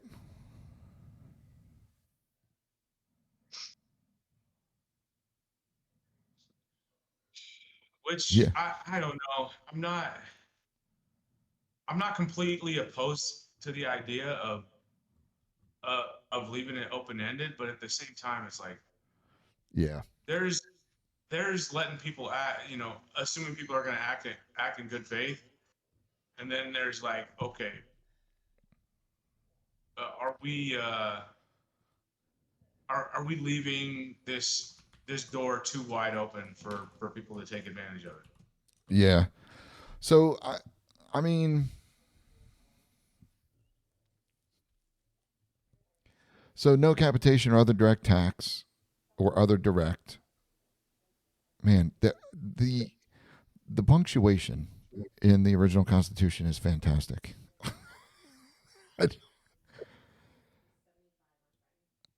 No capitation or other direct tax shall be laid unless in proportion to the census or enumeration herein before directed to be taken. And that was superseded by the Congress shall have the power to lay and collect taxes on incomes from whatever source derived without apportionment among the several states and without regard to any census or enumeration. Right. So basically they say we can tax any income we want to tax, doesn't matter where it comes from. Right. That's what the 16th Amendment says. Yeah. The conservative one says to lay and collect taxes for the purposes of paying, like they put guardrails. You can only lay and collect taxes for the purposes of paying debts and providing for the common defense and general welfare of the United States. But all taxes should be uniform throughout the United States, and Congress shall not lay these taxes because they're reserved to the states. And the libertarian one says the only thing you can do is have a uniform tax on the sale of goods or services.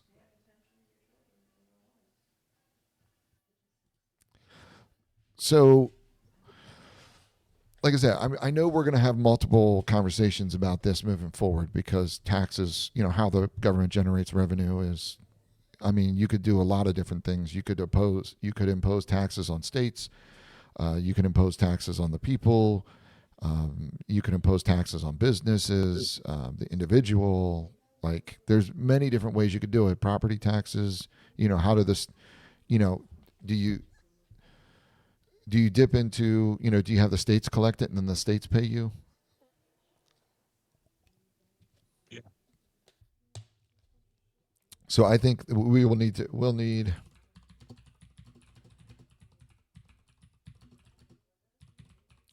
be revisited in depth. I think is where we're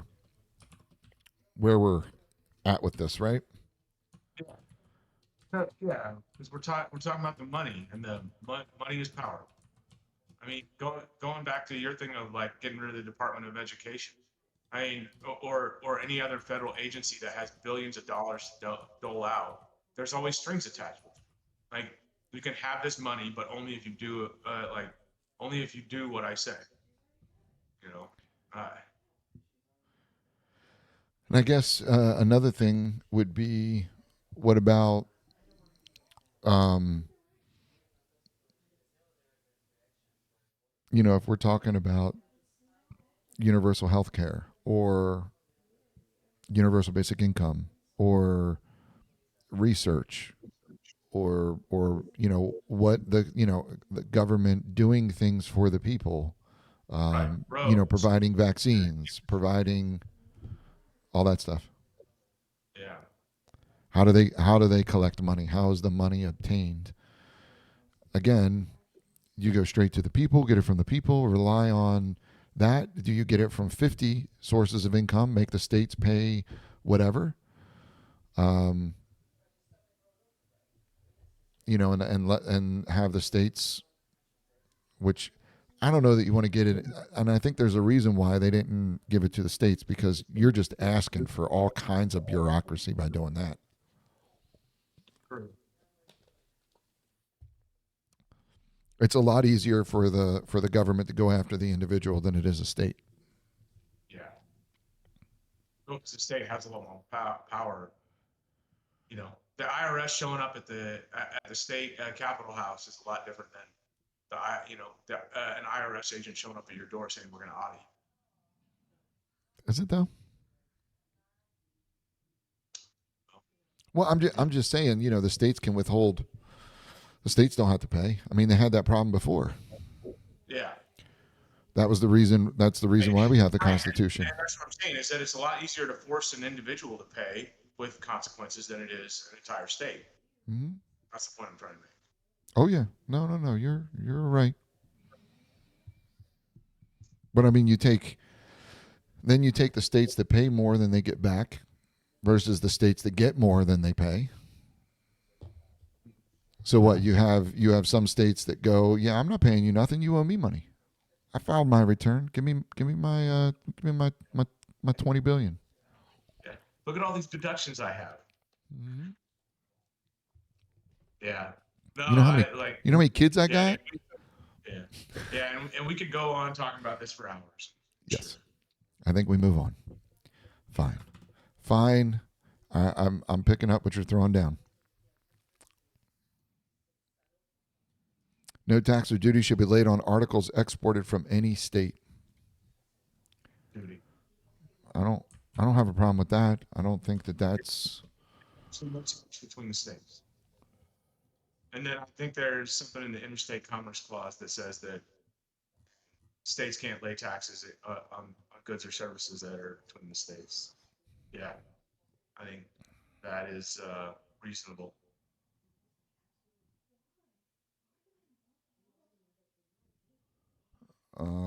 I don't. Yeah.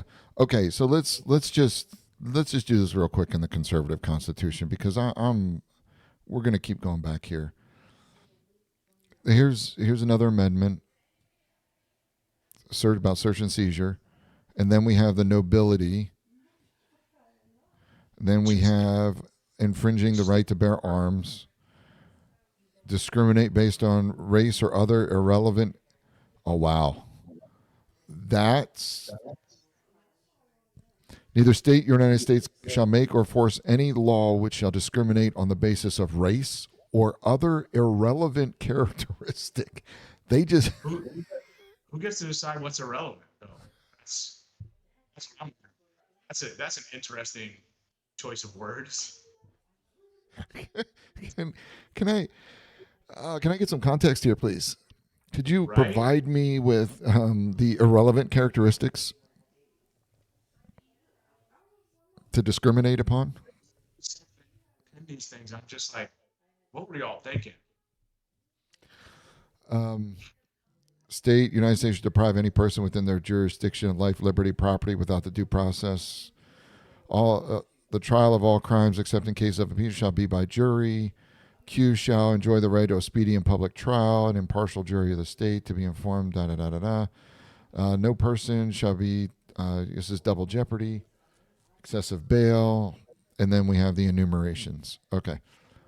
All right. So what we have left in ours is we have regulation of commerce or revenue, money to be drawn from the treasury, and title of nobility.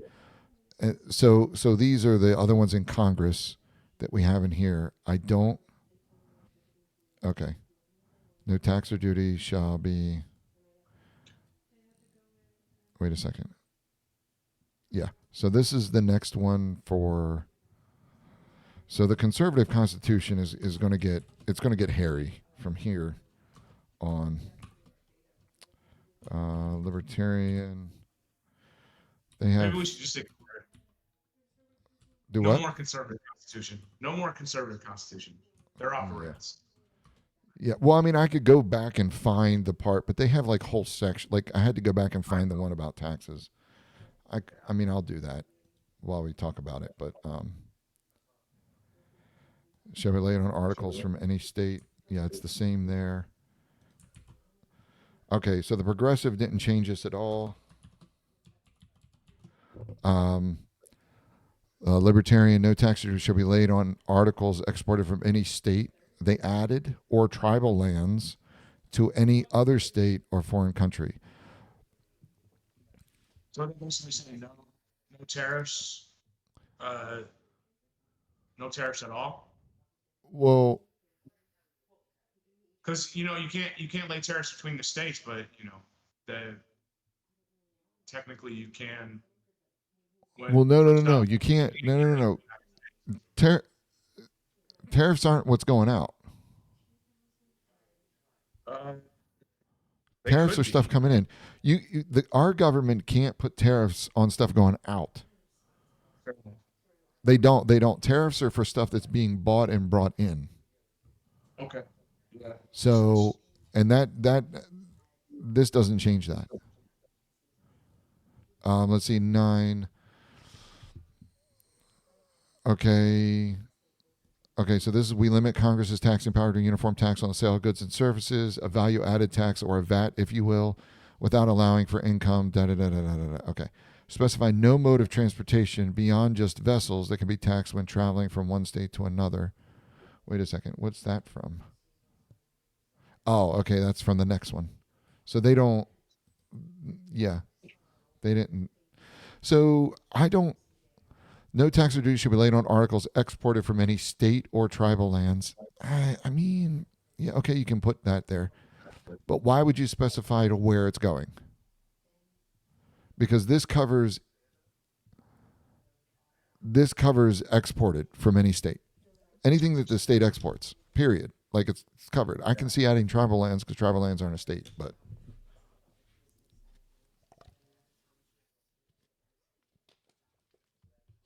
does that make sense? Yeah. I don't think that there's any reason. I don't think there's any reason to change that. No. I mean, adding any guardrails to that is just going to pigeonhole it, right? Well, yeah. I mean, like the idea of free trade for the states. I mean, I still think that's a big deal. Yeah, the government can't tax exports, period. Yeah. Because then you get, I mean, very quick you would get into this idea of like, oh well, you know, I can tax these goods over here in this state, and then my Correct. buddy over here in this state can sell it for, Correct. sell his product for $1 less per per unit. Or they can sell it for the same in that state, Yeah, and then I'll just tax the stuff coming from this state, so that it's cheaper from the other state. Which yeah, I don't think we need to change it. I think it's good the way it is. yeah. I don't. I mean, we could add state. We could add tribal lands. I don't know if there's taxes on tribal lands right now. I don't know if that's something that the government does. There's very little regulation on tribal lands. Like I mean, technically, it's supposed to be like a sovereign country. You would think.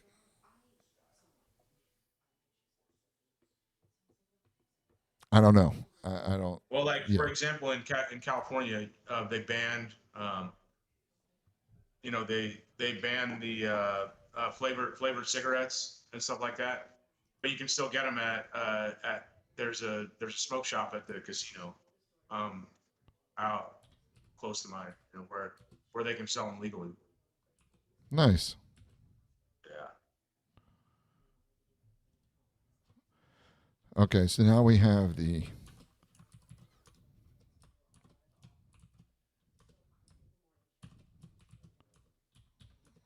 Okay, there's conservative doesn't have one. All right, so no preference shall be given by any regulation of commerce or revenue to the ports of one state over those of another, nor shall vessels bound to or from one state be obliged to enter, clear, or pay duties in another. This is free Yeah. free trade, and this is saying between the state, one state can't impede on another and say, hey, if you want to use our port, like if somebody's coming down the Mississippi, Louisiana can't sit there at the end of the river and say, hey, if you guys want to get out into the Gulf, you're going to have to pay me. Right. Or you could take this even into airspace, like if you have, somebody Or in space. or space base, yes, or space base. Thanks. Hey, I got you, bro. I appreciate it. I wouldn't want you to leave that out. Yeah, can't leave out space base. Okay, so this is what the libertarian one, we specified no mode of transportation beyond just vessels can be taxed when traveling from one state to another. So this would be including like from the like on roads, rail. This would be all of it. Yeah. No preference given shall be given by any regulation of commerce or revenue to the ports of one state or tribal lands over those of another, nor shall vessels or other modes of transportation bound to or from one state or tribal land shall be obliged to enter, clear, or pay duties in another. I don't mind that the libertarian constitution includes tribal lands so much, because I think that that's something that it should be included. I don't know how much it needs to be included per se. Right. You think they're overdoing it a little bit? I don't know that they're overdoing it.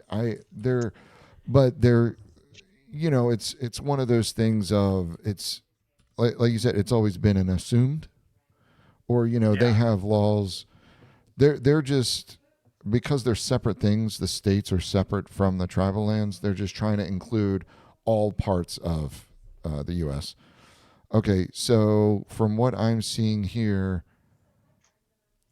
the progressive is the same as the Constitution.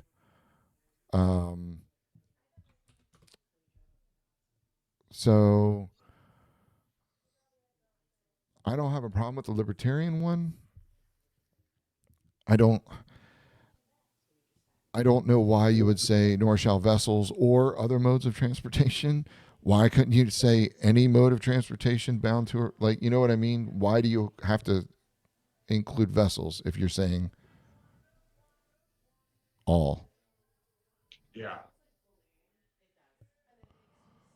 and and vessels in general, I would imagine that vessels from a constitutional perspective, just like we had said about the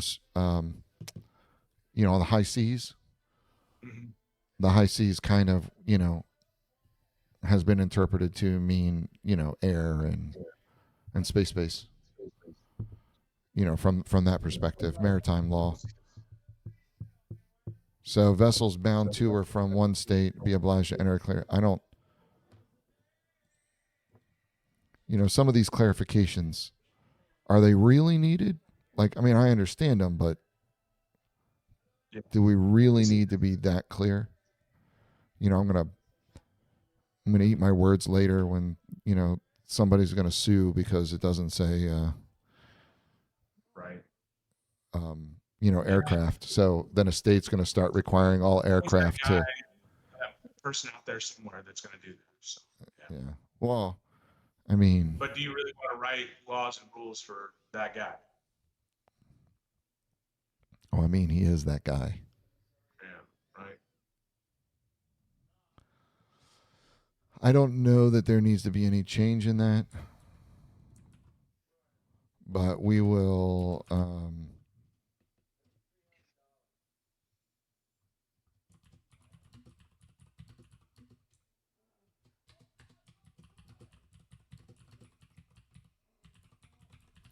All modes of transportation and tribal lands. Okay. What's our next one? Hey, we might make it through. Mine. I got it. We might make it through Start section off, 9 in one start episode. off at 3:30 your time. Okay, so you got 20. We got 27 minutes to get these last two. Yeah, we can. I mean, we're gonna have a big argument about the last one, so you know. Okay, no money shall be drawn from the treasury, but in consequence of appropriations made by law and a regular statement and account of the receipts and expenditures of all public money shall be published from time to time. So my issue with this is that, like, as far as transparency goes, we need to know where the money's going, all of it, all the time. And I think there should be something about technology where the money spent uh, has to be published in near real time, and it has to be publicly available at all times. So it's not from time to time. Right. Should be all the time. That's my thought. I don't know if you disagree with me. I'd love to hear. I mean, are we talking like a real time? Yeah, like Like- a database. Well, no. Yeah. I'm like you get your bank statements. Yeah. Like you can go on and check your bank statements and see what was charged, what was whatever. Yeah. Anybody should be able to go in and look at where the money's being spent. Yep. Are we talking about all branches, or are we just talking about the main treasury? Like the treasury sends out $2 billion to Department of Homeland Services. Yeah, but then I think you should go further than that. We should know what the money's being spent on at the DHS. So we should be able to go into that bank account and look and see the whatever on that. Yeah. So I do see some problems with this. Are we doing that with military too? Uh, Love you, Josh. mhm. How far are we doing that with the military? Well, once you start talking about that, you're talking about OPSEC and then especially when it comes to intelligence, then information can be derived from that. Are we gonna show which hotel they spent that $10,000 to book that hotel room? No, I think it could be something along the lines of transportation or. So you're going to have to employ people to go through and redact what needs to be redacted from these as they're being paid to show the line items. To redact. for the most part, would be my thought. Again, conversation for another time. I don't think that. Uh, Oh, come and it on, goes let's into hash it out now, it man. goes into the taxes and the money thing, and yeah, because if there's no So, transparency, like there's no trust. oh no, no, no, no. I don't disagree. And the question, like, if you do the main treasury, okay, no money should be drawn from the treasury, but in consequence of appropriations made by law, I can see having sort of a general ledger of the main government of where the money is being spent, going to which department. Yeah, I can see that. When you get down into the different departments, then you're. I mean, we already have that to an extent. From like we can see how much money's going to this department, how much money's going to that department. It gets published. Da, da, da, da. You can look at the bill that shows where the appropriations are. Da, da, da, all this stuff, but you don't get like a general ledger of how those departments spend the money. yeah, yeah. And so I think uh, for the purposes of this in Article or Section 9, yeah, it is just with the Treasury, and then maybe we go back over it when we go through Section 2, which is the executive branch, which is in charge of all the bureaucracies, and then we figure it out then.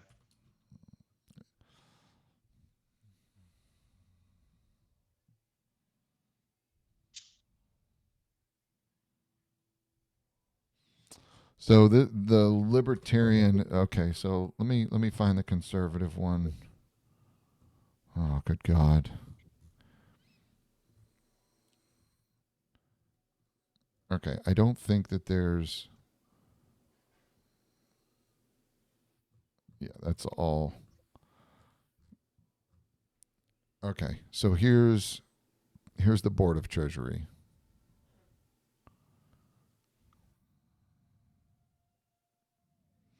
See, they have a whole section, Section 10, which is nothing but money. Established Board of Treasury, one member, Senate, da da da da. Every 3 years, 2 months beginning after this. No appropriation bill may enact that exceeds amount specified for any category. To the extent that total exceeds, Congress fails to enact or legislation rating, all of that stuff.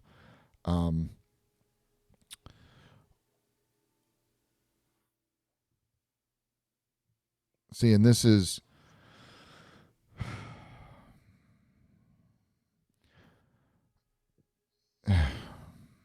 Yeah, there's Section 9 and Section 10 has all to do with money. So it kind of takes this no money shall be drawn from the Treasury.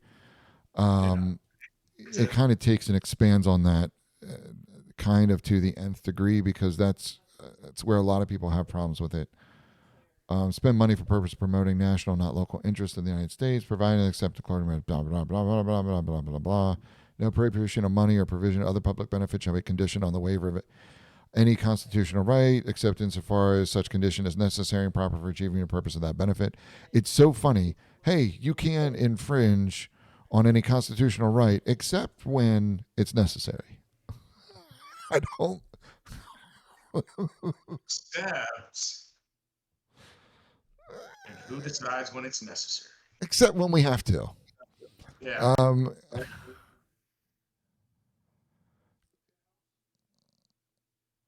Yeah, yeah. So all of this stuff, all of that in the conservative one is from this.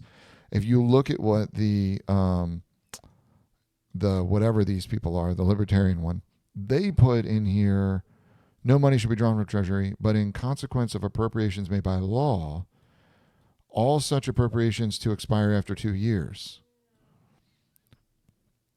And a regular statement and account of the receipts and expenditures of all public money shall be published from time to time. So the only thing that they added, all such appropriations to expire after 2 years. And a regular statement of account of receipts and expenditures of all public money shall be published from time to time.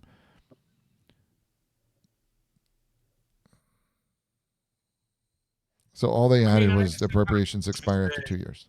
That appropriations shouldn't be forever, and then they should be re-litigated, re-argued. as to like, hey, why are we continuing to spend money for this? Well, and then you I have mean, government shutdown. when you think about it in terms of like money that they've given to government bureaucracies, where these systems have far outgrown the idea of what they were originally intended for. Oh yeah, If they're not getting any money, like yeah, you can have you know a Department of Energy or a Department of whatever, yeah. but if you're not So getting any all money, appropriations, you get 2 years on appropriations. Period. yeah, yeah, I think that's reasonable. I think that's smart because like I said, it gives every 2 years on anything that the federal government is paying for that you have to relitigate. Which is why we have government shutdown. Fair, but we also uh, uh, put in guardrails for that, if you remember. Yeah, no, I remember. We did we we've been trying to come up with guardrails.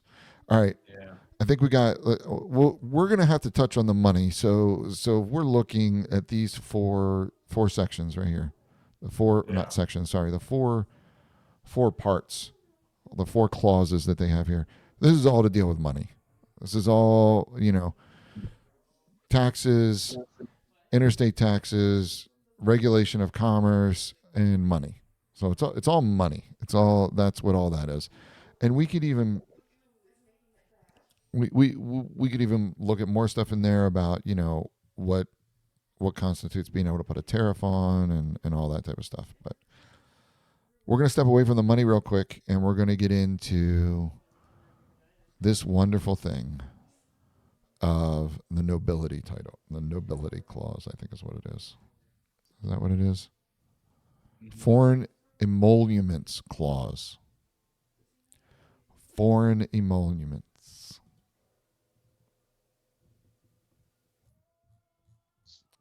What do you think about that? Um, I I'm trying to wrap my brain around it right now. The profit commerce.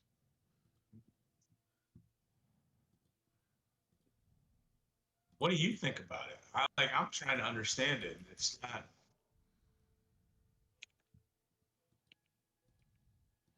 So where did It's they just. put this? Oh, that's in section 12. Okay. I mean, I get from the perspective of okay, you can't create a nobility in the sense that okay, there's no Duke of California, there's no Prince of Colorado. Um, ChatGPT put Lord of Infrastructure. That'd be a cool title to have. Lord of Infrastructure. I am the Lord of Infrastructure. It says my buddy over here. He's a lord too. Yeah. Those pesky peasants.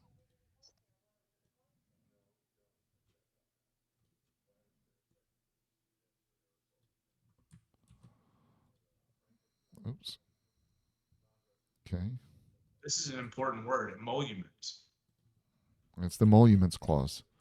And to be honest with you, I don't think the nobility one is that big of a Yeah. thing. No, 250, 40 years later, no, I don't think so. Um,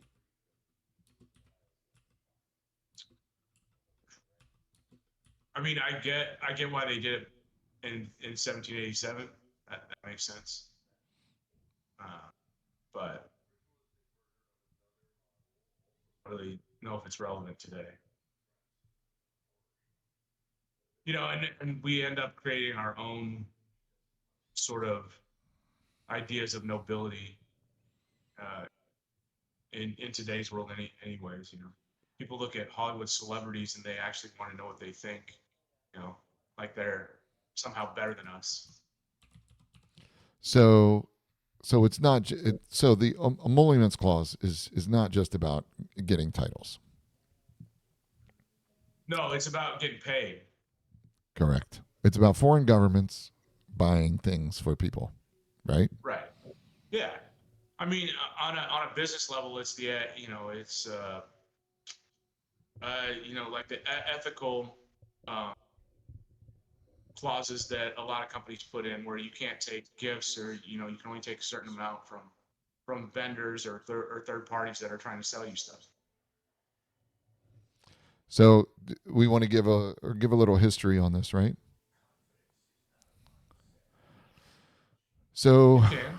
the Constitution of 1787 was debated and drafted in Philadelphia Convention. Early drafts had no provision akin to the Articles of Confederation's Foreign Emoluments Clause. However, towards the end of the convention, Charles Pinckney urged the necessity of preserving foreign ministers and other officers of the U.S. independent of external influence, and he moved to insert a provision closely tracking the language in the Articles of Confederation. Ultimately, his provision became Article 1, Section 9, Clause 8. The provision occasioned little other recorded debate. However, at the Virginia Ratifying Convention, Governor Edmund Randolph explained this restriction was provided to prevent corruption. An accident, which actually happened, operated in producing the restriction. A box was presented to our ambassador by the king of our allies. It was thought proper, in order to exclude corruption and foreign influence, to prohibit anyone in office from receiving or holding any emoluments from foreign states. So, Yeah. Basically, government officials did not be beholden to other foreign entities. correct. You can't get gifts. Hey, here's a boat. Right. Just so you can get back and forth to our country, because we're an island, so we want to gift you a boat so you can get back and forth easily between our country. Or wait a second, how about a plane? How about we'll give you a plane? Do with it whatever you want. Not going to cost you anything. We have this plane that's sitting around, not doing nothing. How about you take And it? we don't want anything in return. No, nothing. We don't want nothing. Otherwise it's going to just rust and deteriorate here. But if you take it, you can use it. We don't have any use for it, so it's all yours. No big deal. No biggie. No biggie. Well, we don't want anything. No, no, no, no, no. It's fine. You go ahead.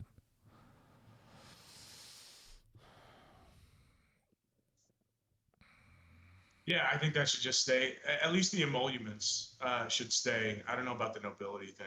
I mean, in my head, it's not hurting anything. Um, So the Articles of Confederation, the original one, nor shall any person holding any office of profit or trust under the United States or any of them accept any present emolument, office, or title from any kind whatever from any king, prince, or foreign state. Whereas ours, the current Constitution, changed a little bit. Person holding a profit or trust under them, i.e., the United States, shall, without the consent of Congress, accept any present emolument. So they changed it.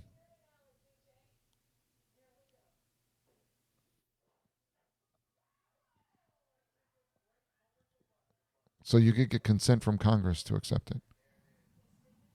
yeah, I mean, and again, businesses kind of do the same thing. It's like if you get a gift from somebody over a certain amount, you have to have it approved.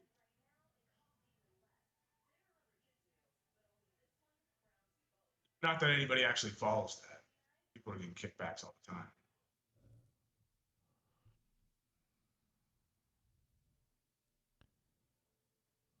Okay, and then also the Articles of Confederation or any of them versus.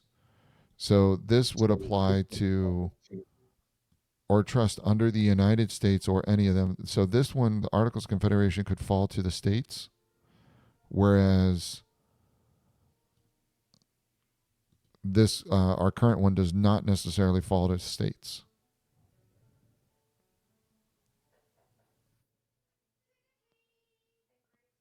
You think when they wrote this, somebody was like, "Man, we got to get a word in here that nobody's gonna understand," so throw that in there. Somebody get me a dictionary. Fine.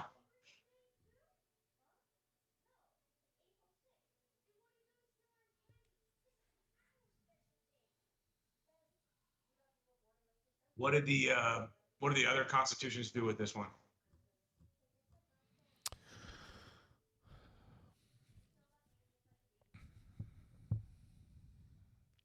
So the conservative, no title of nobility shall be granted by any state or the United States. So so the conservative one says the states cannot be granted.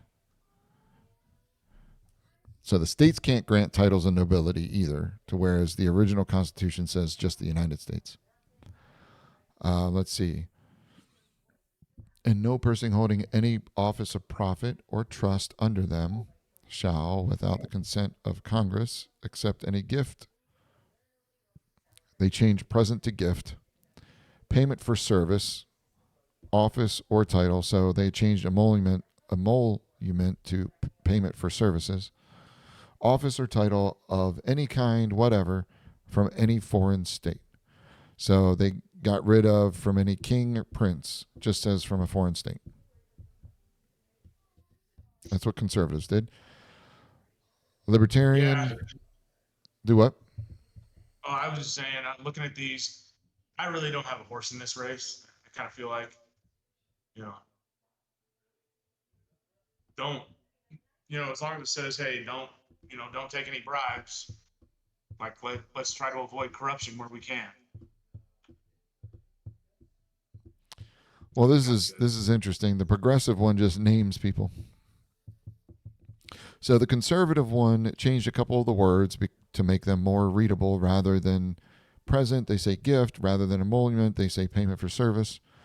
And they get rid of king or prince. So a king or prince could give gifts, payments for services, office, or title, as long as a king or prince and not just from a foreign state. Huh. They took that out. I don't know why you would take out king or prince. I mean, you could, like right now, we could get it from a queen. A queen or a princess could give stuff. Sure.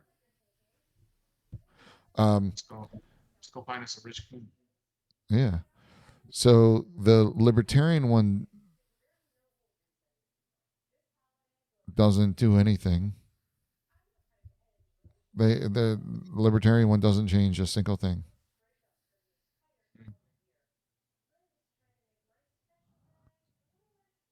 Yeah, I think I'm kind of on the side of the libertarians in this situation.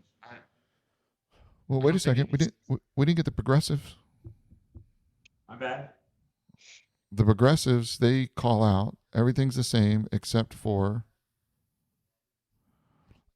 and no person holding any office of profit or trust under them, including the president and vice president, shall, without consent of the Congress, accept any present emolument, office, or title of any kind, whatever, from any king, prince, or foreign state. So the progressive calls out the president and the vice president, says office of profit or trust, including the president and vice president, because that wasn't made clear before. I don't know. I mean, there's not much change there. Yeah.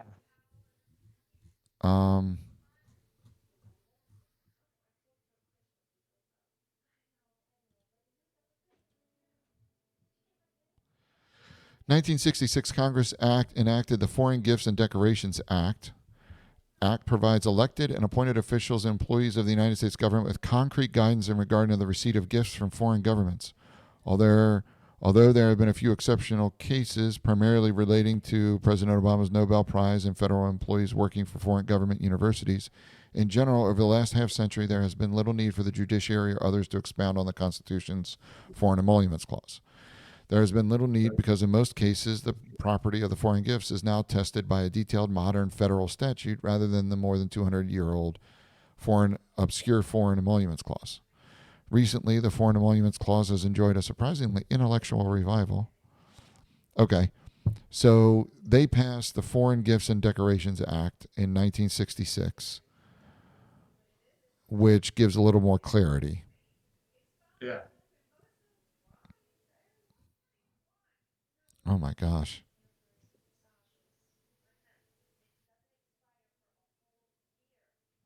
Oh, traditionally, precedents established by George Washington and his administration carry great weight. President George Washington accepted and kept 2 diplomatic gifts, but he neither asked for nor received congressional consent. Washington's conduct was widely reported in the press, so it would seem to indicate that he, his administration, Congress, and the public did not believe that the clause applied to the presidency. Indeed, I am not aware of any contemporaneous discussion in the press or otherwise public opinion or even in private correspondence objecting to President Washington's conduct. Similarly, I have not discovered any objections made in Congress by anyone, including anti-administration members. Likewise, I found no antebellum objections in relation to Washington's conduct. Indeed, it appears the first objections in relation to Washington's conduct were only launched into public's consciousness after Trump was elected in 2016. One can only note that these objectors, even if well-meaning, were hardly behind a Rawlsian veil of ignorance. That is, the distributional effects of their research were hardly unknown. This interpretation is confirmed by Secretary Hamilton's list. Hamilton was asked by the Senate to produce a financial statement listing all persons holding office under the United States and their salaries. Members of Congress were not on the list, nor was the president. With all due respect to Professor Lessig and the professor's revised modern understanding, Hamilton's understanding and their 18th century contemporaries' understanding must count for more because the original public meaning of the Foreign Emoluments Clause never embraced a state or federal elected positions. Okay. So there you go. That's where you're getting the precedents for this. Yeah. In addition to federal litigation, educating the Foreign Emoluments Clause over the course of 2023, early 2024, private parties brought multiple state and federal lawsuits seeking to remove then candidate Trump from the 2024 primary and general election ballot. File briefs in support. These actions are brought under Section 3 of the 14th Amendment. Section 3, all use of office under the United States language. A state trial court in Colorado held that Section 3's office under the United States language does not reach the presidency.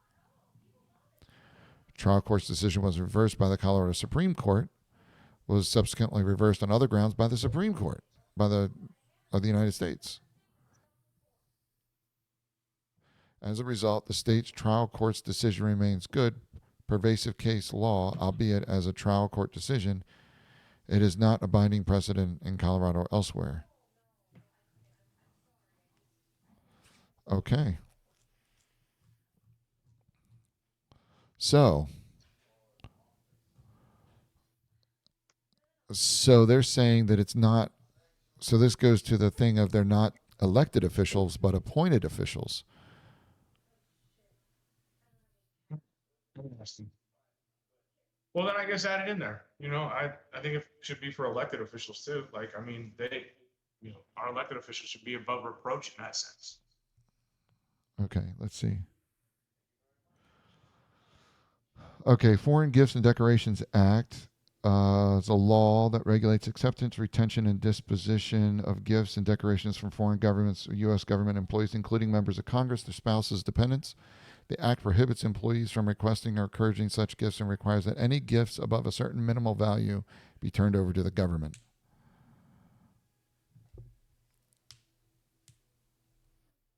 The president can just take your gifts.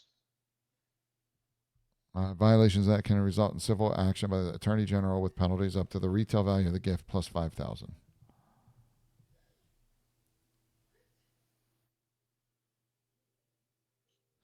Okay. So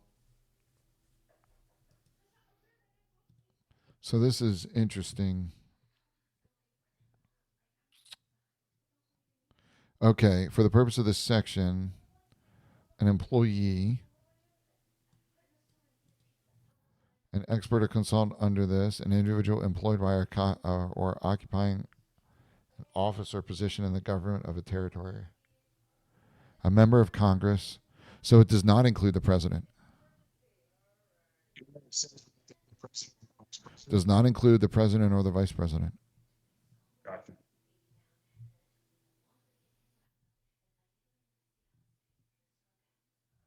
So it includes Congress, but does not include the president. Oh, wait a second. Oh, wait. For the purpose of this section, wait, no, it is the president and the vice president. No, they're included. I'm just blind. So no, everybody in this includes everybody.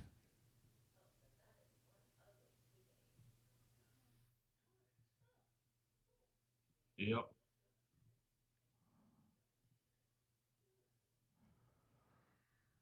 Why?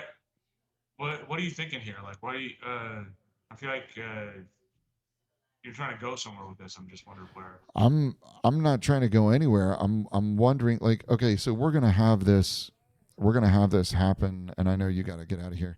Um, we're gonna have this happen a lot. There's going to be laws that were passed that kind of give more information or kind of lay things out that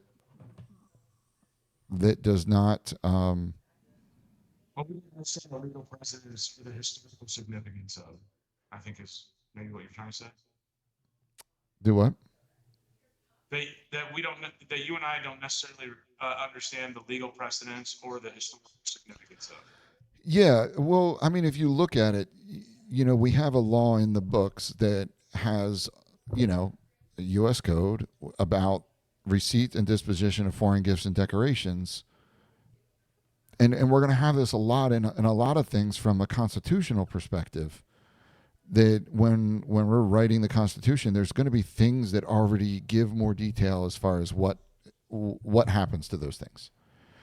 So we could put a thing in here and we could keep the original, and it doesn't matter because there's already a law on the books about that gives more detail about what's happening. So if we didn't have this clause in here, then you could you could repeal that law because there's nothing that states that you need to have it, if that makes sense. Yeah. But there's nothing that we're going to put in here except something in more detail that is going to give more detail than this. You know what I mean? Yeah. You're not going to put this in the Constitution about gifts. You're not going to put all this. You know what I mean? Well, yeah. I mean, and that's how. I mean, that's how all this works. Yeah, and we're not going to know everything, right? I get what you're saying. Where Yeah. So the Constitution is an outline correct. or like a blueprint, and then the laws that Congress passes are more like the So operating orders. so this is where I get like the progressive Constitution by them putting this in here. By putting the president, vice president, it's already on law. Yeah. So that's where a lot of this stuff, because we don't know what has already been enacted into law, what part of the U.S. code is. If we change anything, is it going to make a difference? Like if we have president, it's not going to make any difference because it's already in law that the president and vice president are included in that act. Sure. But the thing is that those laws can be changed. And so in my head, it's like, okay, does this rise to the occasion of where it needs to be enumerated in the Constitution so it can't be changed? Correct. That's And that's what I'm trying to understand. If we put this stuff in the Constitution, this is the basis for which the laws are created. There's already laws that include all of those people because you say no person holding office of profit or trust. But that wasn't the case when it first happened because Washington accepted stuff. Hamilton said it didn't include Congress and the president, so there was precedence there. But then a law was enacted that said, hey, no, president, vice president, members of Congress, all of it down the list. This is the guidelines for accepting gifts. Not that anybody follows it or that anybody is going to be prosecuted because they did or didn't do something. I mean, that's not going to happen. You know what I mean? Yep. Because it's the attorney general. The attorney general has to bring the charges up. I don't know that there's anything that says.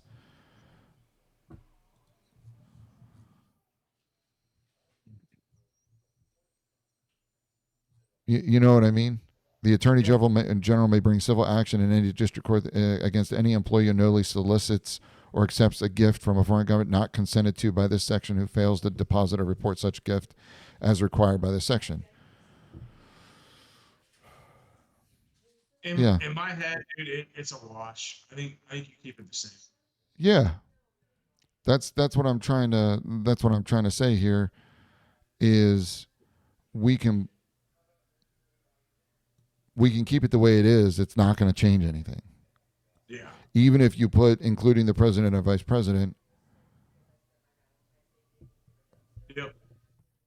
Agreed. Anyways, okay. So, I mean, we keep it the way it is. I don't know that there's anything that needs to be changed. I don't, you know.